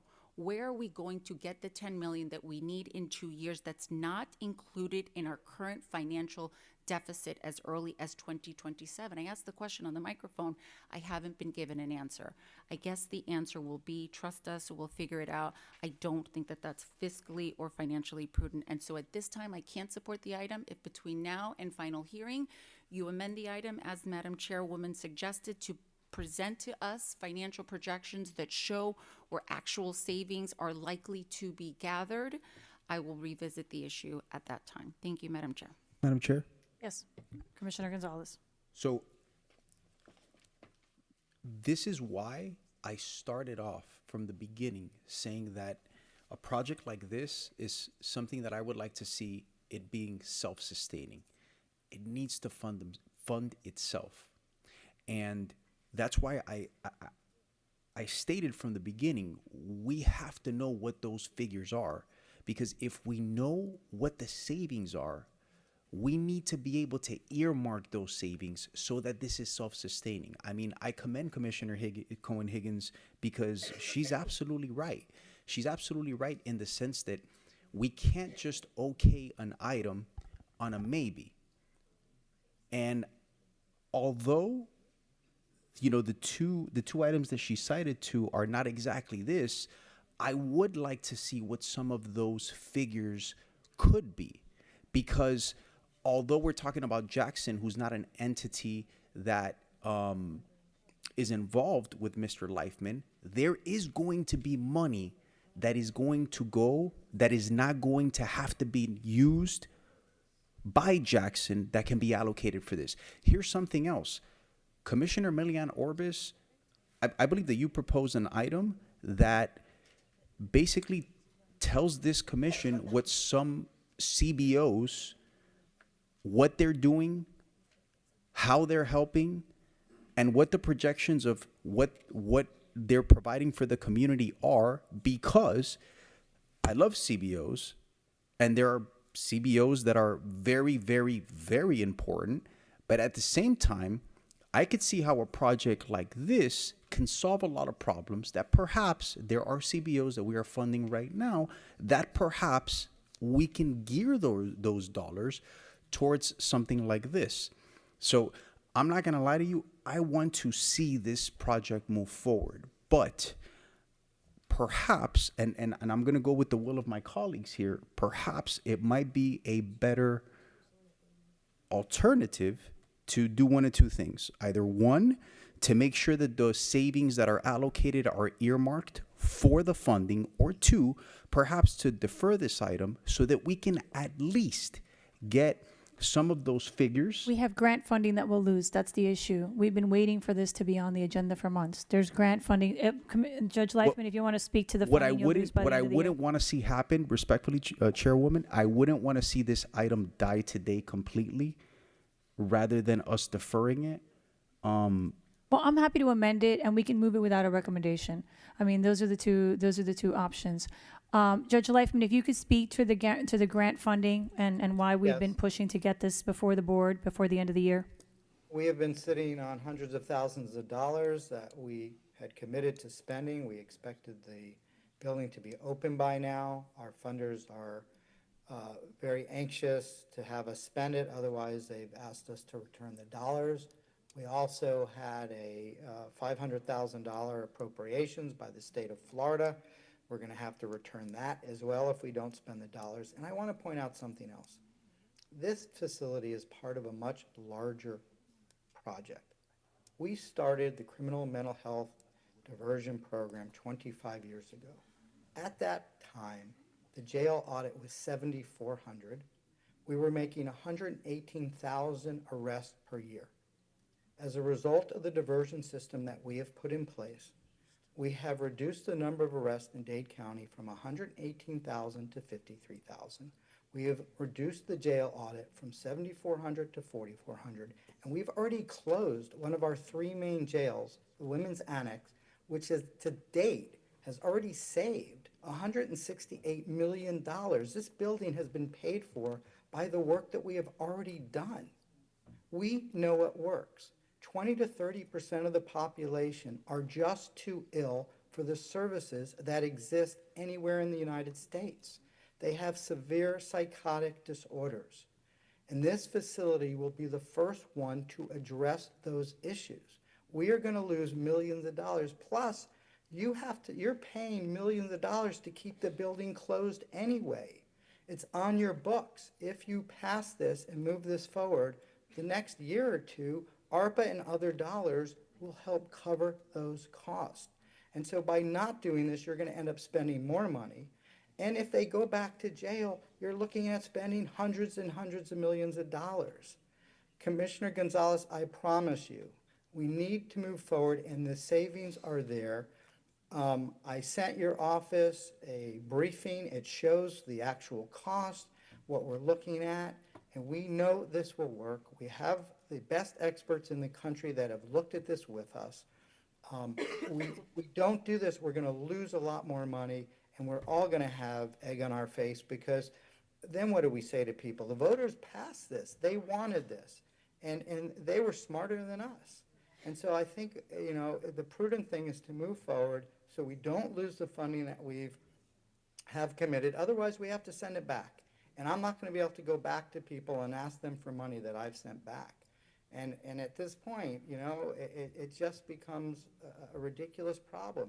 We've reviewed all these issues. We know what the cost savings are. I mean, Judge, excuse me, I'm going to jump in, because if I was sitting up here, I'd say, okay, you know the figures, give us the damn figures. We closed 2 jails. We know what we saved, okay?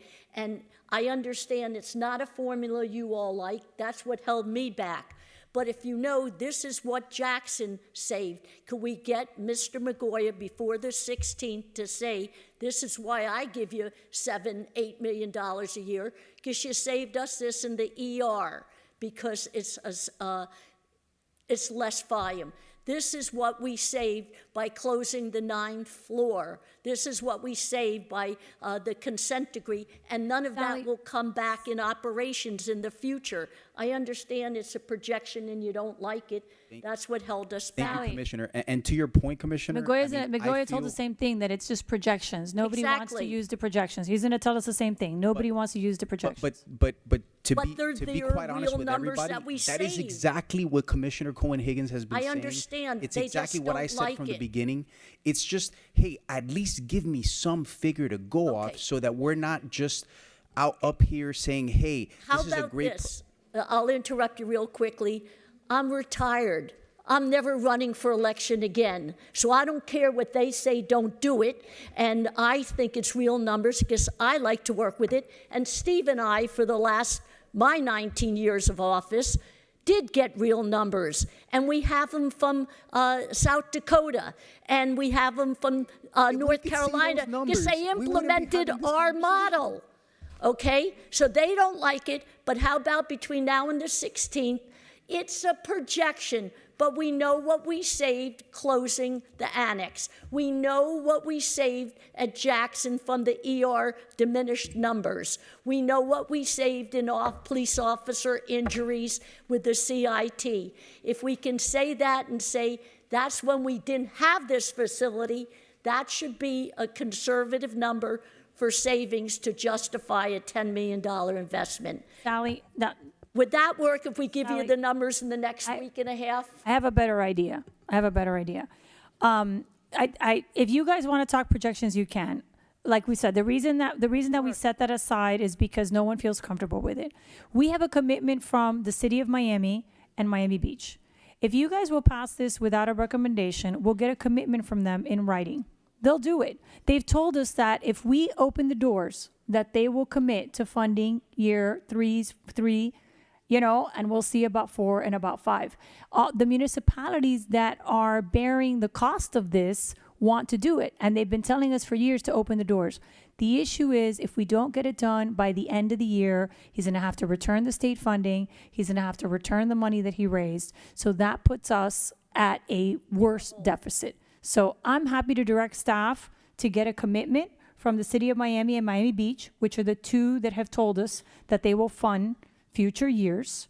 They're in support, and we can bring that along with Sally's projections to the board. I'm happy to amend it to say that, to include the pledges, and then to also say from the savings we can earmark. I'm happy to earmark from the savings.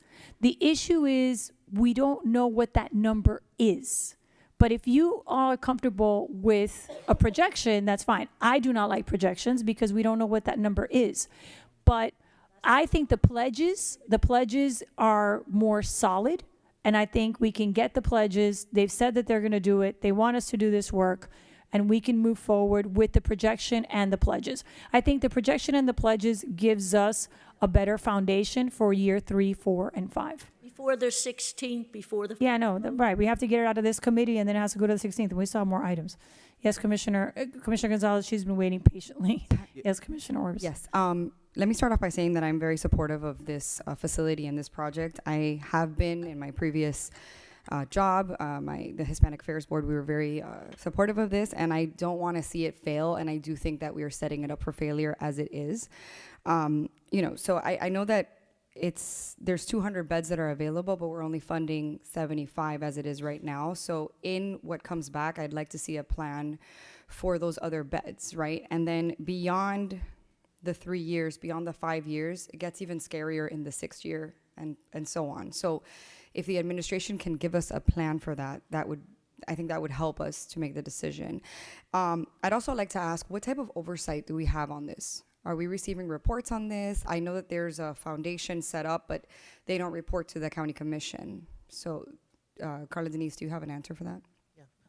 Through the chair, we are happy to come back and provide whatever reports at whatever periodicity the board believes is appropriate. We will be doing an annual review. In the first pilot period, we'll be doing quarterly reviews. Our finance department will be monitoring this under David Clodfelter's leadership. But if the board would like for us to come back with some regular reporting, you could name the periodicity, and we are happy to do that. But from an administration standpoint, we'll be doing monthly financial reviews, quarterly reviews, and of course, annually, we're happy to come back. We have a mental health advisory board of the county. I think that board should have some oversight over this. That would be my recommendation, and that board provides a report to the commission as well. Excellent. Yeah, and Chief Burgos is saying that's already in place. Yeah, that's already there. With that, I mean, I'm happy to move it without recommendation if that is the will of the board. That works. We'll get all the information. I'm happy to work on the pledges with the staff, and we're happy to bring you all. We'll get you the projections. You can meet with Sally, and the judge, and we'll take it to the full board on the 16th. So, Madam Chair, just to be clear, it would be to moving it forward without a recommendation, with the caveat of getting a presentation, or at least getting the numbers of what those projections would be, along with the pledges of what the pledges of each of these pledges would be of the two municipalities for the funding. Because what we want to see, and just want to make it clear, because I think Commissioner Cohen-Higgins, the chairwoman, Commissioner Orbis, and myself, I think everybody on this board has said that this seems like a beautiful, amazing project that we would love to see done, but it needs to pay for itself. It needs to pay for itself. And so, if I may add, I think the pledges need a timeline or Yes. something more solid, because let me remind you, the underline had pledges, Ludlam Trail has pledges, and I haven't seen them yet. So we need to be sure that we're staying on top of that and we're holding them accountable, because it's not just a county project, right? It's for the city and so forth, and impacts everybody. I'll Thank you. second it if it's with all of those caveats. All 300 caveats, I will second it. All right, we have a motion and a second. All in favor, say aye. Aye. All right. All right, folks, next item. Thank you. Thank you, Sally. Thank you, Judge. Thank you.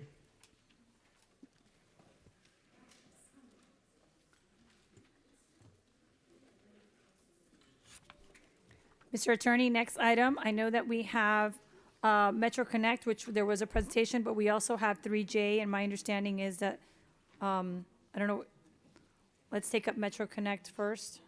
We're running out of time.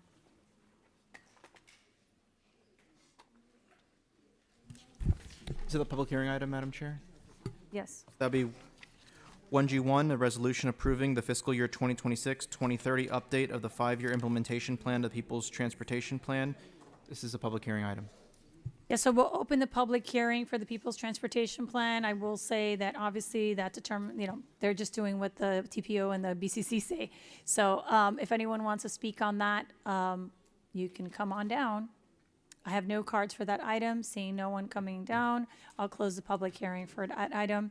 On this public hearing item, colleagues, do you have any questions? All right, can I have a motion and a second? Madam Clerk? Commissioner Gonzalez, For. Commissioner Millian Orbis, Vice Chairwoman Cohen-Higgins, I vote yes. Chairwoman Regalado. Yes. Motion passes unanimously. Thank you. Mr. Attorney, next item. Madam Chair, I believe next items are items 3B and 3C, which were pulled by Commissioner Millian Orbis to vote no. Can I have a motion on 3B? Motion on 3B? All right, I will move 3B. Can I have a second on 3B? Okay, I'll second it, Madam Chair. thank you. All those in favor say aye. Aye. Any against? One against. Where are the other? Are you guys 4 against? Okay, all right. Next item. 3C. Second. All those in favor? Aye. Against? Against. Next item. 3G. 3G, I pulled this item, Madam Chair. Yes. Uh, There is a presentation that Stacy has. I don't know if we have time, but she has a presentation. You can ask her your questions.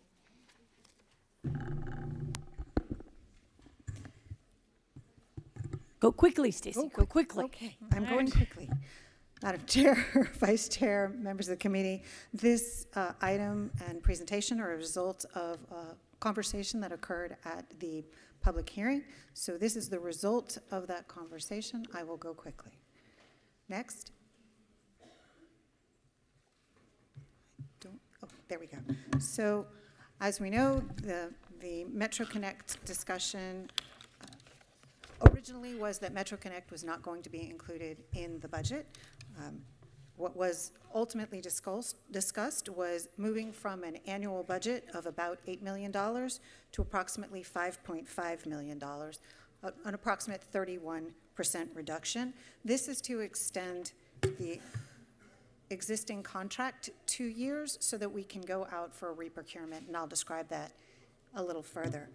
Service adjustments in order to modify Metro Connect included adding a new fare of $3.75 per ride, which also allows for a $1.50 transfer, moving from Metro Bus, Metro Rail, or Metro Express from our current fixed route services and to our Metro Connect. That $1.50 is that differential between our $2.25 and the $3.75. We have reduced the service hours. We will discontinue weekend service. We are prioritizing routes that will move our passengers to fixed route services. We have a 3-mile distance cap that previously didn't exist, and we intended to discontinue 3 zones. There are currently 13. It would discontinue the Civic Center, Kendall North, and Waterford Business District. Our procurement path, as noted, this is a 2-year extension, which will allow us to move forward with 2 further solicitations, software, and new service delivery. The contract extension, ultimately approximately $11 million. We do anticipate receiving approximately $850,000 through fare box recovery. As I noted, $3.75. There is unfortunately a delay since this has been deferred in coming to you. We do anticipate needing to have an adjustment of $210,000 because we originally anticipated these adjustments occurring December 1st. Now they can't occur until February 1st because we do need a 30-day period of modification and public engagement. We do also anticipate a reduction in ridership because of the increase in fare. And the procurement timeline, as noted, this would be January 1st, 2026 through December 31st, 2027. So it's January of 2028. In February, we anticipate, as I said, deploying the new service adjustments and advertising for our software solicitation. This summer, we anticipate advertising for new service delivery, with both of those coming to you in the fall for awards of those contracts. With that engagement, that timeline, we will have our new systems in place prior to the expiration of this contract. And with that, I'm happy to answer any questions. I tried to go fast. Thank you, Stacey. I appreciate that. Commissioner Gonzalez, your questions? Thank you, Madam Chair. And I'm not a fan of the item as it stands. I came in with the idea of voting no. I'm inclined to support it for now, but there's 2 main issues that I have with the item. The first issue that I know my team is working on trying to figure out a way to overcome both issues, but the first one specifically is we have taken out a few crucial areas, but those areas are specifically in the west, southwest, and the south, which is already underserved. And two is the 375 fare, which with an $11 million price point, it only covers about 1.78 million. So I'm going to vote yes for now, but I have big issues with both of those. Number one, those areas that are being cut completely, and I think we have an idea as to how to solve that issue. And two, the price hike to 375, which we're also working to see if we can figure out a way to fix that. But I'm happy to move it. I don't want to kill it, so I'm happy to move it today. And then, but at the full board, those are my hesitations. Thank you. Thank you, Commissioner Gonzalez. Stacy, my issues, I mean, we have had people talk about freebie. When Higgins was here, she talked about Uber. Like, there was a lot of discussions during the budget about getting a better price point. But that's not like what we got. And I know that that's you. So can you speak to those negotiations? Because the price is the concern. I'm glad. I don't think it should be free. I mean, if it's free, I'm out. We need to charge. And the number that you picked is what we said at the budget. This is what people pay for STS. So if someone that's, going to dialysis has to pay $350, I think that someone who's using Metro Connect can pay $350 too. But that ship has sailed. I'm glad that we're there. The question is, could we save more money on this, or is this like the best that you can do right now? So at the moment, this is the extension of the existing contract, which expires at the end of this particular month. Obviously, the procurement process to go out, when we originally came and spoke about this issue at the budget hearing, I had asked for an extension just so that we could go through the process for re-procurement. This 2-year extension was intended to give us time, as noted. We will go out for re-procurement for the service this summer, hopefully come back to you in the fall and move forward. But there were conversations at budget that there was going to be like unsolicited proposals, that you didn't get any of that. We never received any unsolicited Just proposals. clarity, because at budget, there was a lot of things that were said about different folks can do this cheaper, We had a lot of discussions, but no one submitted an unsolicited proposal. but anyone could. Always. Always. Okay. Just putting that there. So, moved it. I'm happy to second it. We'll deal with it at the BCC. All those in favor, say aye. Aye. All right, next item. Thank you, Stacy. Next item is 3J. And just for the record, Commissioner Cohen-Higgins is assumes sponsorship of this item. All right, so this item was pulled. I know that someone from the sheriff's office is here.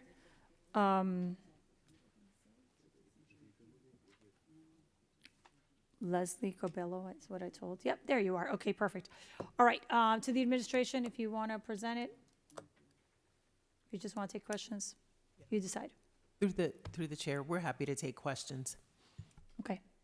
Any questions on this one? Madam Chair, Yes. yeah, so I did pull this item only because it's got a $94 million price point, and I know that this was discussed in budget, but it was added on yesterday, and so with the limited time from yesterday to today, I've been able to speak to the sheriff's office, and they have a representative here. I was able to speak to the sheriff's office, and I was also able to speak to our chief of public safety. So I am completely comfortable with the 487 vehicles for MDSO. I think that's a $22 million price point. And there's 43 vehicles light fleet that I was able to verify with the fire department, and 5 heavy fleet for a total of 48. I'm completely cool with both of those. My hesitation is in the rest only because I haven't been able to have any type of conversation with WASD, MDSO, or pros. So I'm happy to go with the will of the board, but I would, in the abundance of caution, I would bifurcate the 487 vehicles for MDSO that I personally spoke to the sheriff's office, and I can verify we're good with that, and the 48 for fire. Now, unless I want to respect, I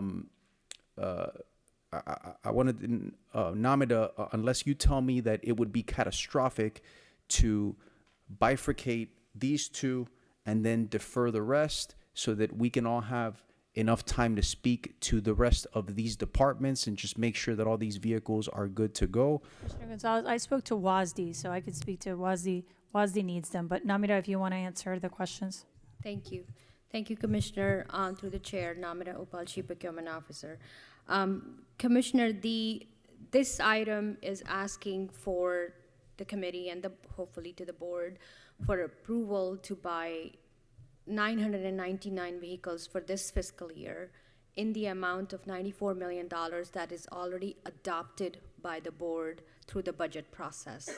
So when departments were putting their budgets together for this fiscal year, in their budget, they all identified certain number of vehicles and types of vehicles they needed for their operations. So once the board adopts the budget, we come back to the committee and the board to allow us to enter into contracts for the best price for those vehicles that have been identified. So as you can see, there are three major departments, which is solid waste, water and sewer, and of course, sheriff's office. They constitute almost 698 vehicles, which is approximately 70% of the vehicles that we are asking for these three entities. In the amount of 75% of the allocation is for them, 69 million. So the needs are real. We request that you move the item along, and the reason behind it is when we are dealing with buying fleet for government through these manufacturers, there are certain deadlines. And those deadlines, we don't know today the deadlines. Every year we go through this struggle with manufacturers. They start telling us in December, January, oh, your deadline to place orders for Ford is March 25th. I'm making that up. So as we start getting those deadlines, we have to place our orders before those deadlines kick in to get in the production queue. And if we don't start working on the contracts now, we won't be able to place the orders in a timely manner. We'll not be able to meet the deadlines from these manufacturers. Every manufacturer has different deadlines. So it's not like that we can go to local dealers and buy these types of fleet. Their solid waste, their fleet is usually a 2-year lag time, but we have to get in production queue for that. So our request would be that if the committee could move the item, and we will make sure between now and the board meeting, we brief everybody, we show everybody what the needs are. Each department we'll make sure you have the complete information to support the item. Okay. I'm not gonna lie, I still have uneasiness. I'm inclined to defer most of these, but the 70% that you're saying that is for public safety that I verified myself, I'm inclined to move those. However, I do understand what you're saying. I would like to see what my colleagues think about this. If my colleagues were to support, I'd be happy to move it forward, but when it comes to the county, when it comes to the full board, I would need to have met with all of the departments and gotten a briefing, because it's just, since it was put on yesterday, I didn't have time to communicate with everybody. Again, I was able to speak to the chief, I was able to speak to the sheriff, I was to the sheriff's office, I was able to speak to fire. They verified it. It's just these other departments, and I know that the chairwoman says that she spoke to WASD, And Commissioner, but I haven't.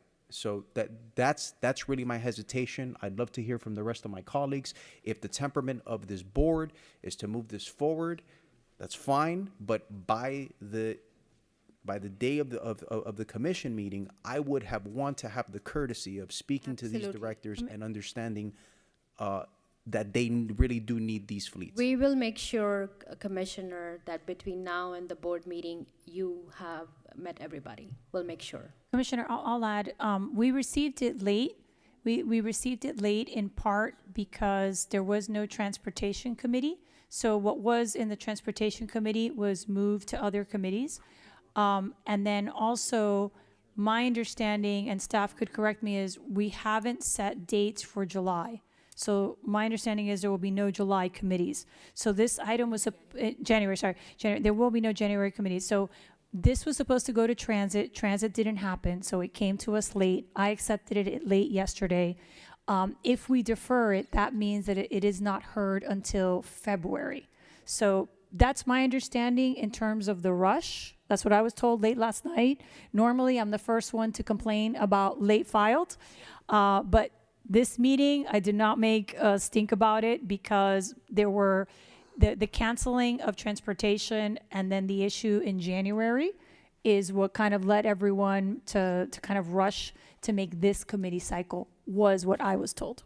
So I don't know if staff, yes, Carla Denise. Through the chair, Commissioner, I always appreciate your line of questioning because you're so thoughtful about these things. This, as the director said, these are items that are budgeted. They're anticipated expenses. And so we're not asking you to approve something that you hadn't already contemplated in the approval of the budget. I understand and appreciate, I think ensuring that our public safety officials have what they need is critically important. I do want to point out that I also think the safety of every single one of our county employees is important. We are retiring vehicles and trying to ensure that we have safe vehicles that can be easily maintained, that lower our costs. And so having these vehicles available in a timely manner ensures that every employee, from Seaport to Animal Services to housing, is driving a vehicle that is safe and that lowers our operating cost over the long run. Commissioner Cohen-Higgins. Thank you, Madam Chair, and thank you, Chief. Quick question on this. I'm supportive of the deferral, and here's the reason why. First, I want to commend you because a reduction from $167 million to $94 million, although $94 million is still a lot. I don't know how you all found $73 million in savings in fleet alone. Okay, I will. You can check the tapes from my first committee hearing on this dais. I have been asking NAMDA and those in our procurement department, how in the world do we spend hundreds of millions of dollars every single year on fleet? How is it possible that that dollar amount is so high? And so I am very grateful for a $72 million reduction just like that. I want to know where the $72 million is going, though. Where is that $72 million in identified printed savings going? I don't want it to be like what we do in other areas, like we find savings and then we hire more people and then the dollar amount gets absorbed and then we never actually realize savings. $72 million is an extraordinary amount and I commend you for it. But where's it going? In the budget. And thank you, Madam Chair. She said it's in the budget. Did we budget $167 million or did we budget $94 million? I'm pretty sure we budgeted $167. Through the chair, the commissioner, I would like for the director to answer your question. Sure. Did we budget 167 or did we budget 94? We budgeted 94. The 167 was the ask for the last fiscal year, and this year we were being very fiscally prudent considering our budgetary situation, and we made sure everybody goes through a thorough analysis of what we only put in the request for what is absolutely needed for each department. Okay, so the what we budgeted and what we just approved was same. at the 94, not at Yes. the 167. So we didn't actually Save. It's Well, I mean, we reduction did. from I mean, I last can. we did, but it's still in our budget projections are not changing as a result of this item. This That is item is correct. consistent with what we just passed is what I was asking. So Correct. thank you. But I will say it's difficult. So when we did WASD said, well, we would like this many vehicles, but this is our bare minimum. So every department kind of went to their bare minimum and tried to stretch the life of the other one. So that's kind of what we did department by department. So, all right. Are we okay with moving this one then? Quick question: is this item being advanced to December 16th or to our January hearing? Well, we can always request it for the 16th. I'm sure they want the vehicles as soon as possible, but that's up to the chairman. Well, I'm saying was the request made on this particular item? We would like to request for December 16th.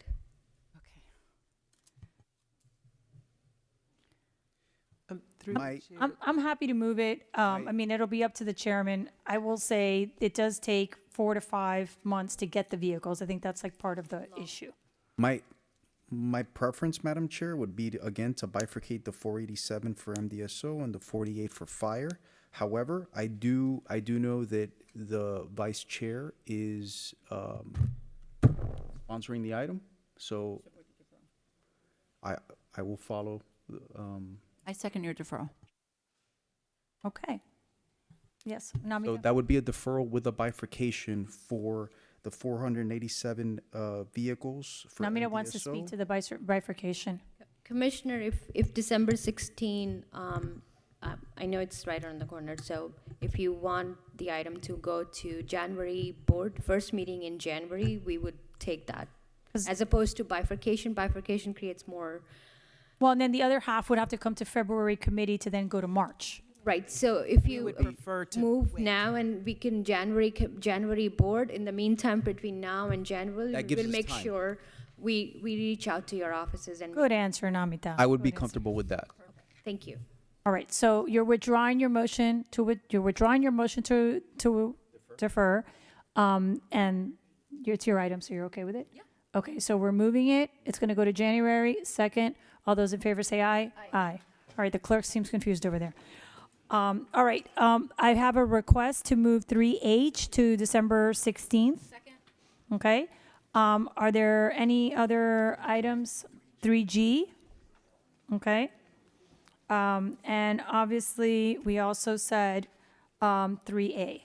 So, all right, folks, with that, we'll have, did I miss anyone? Do you got another one over there that they want to move, or you're good? All right, with all that, we adjourn. Thank you.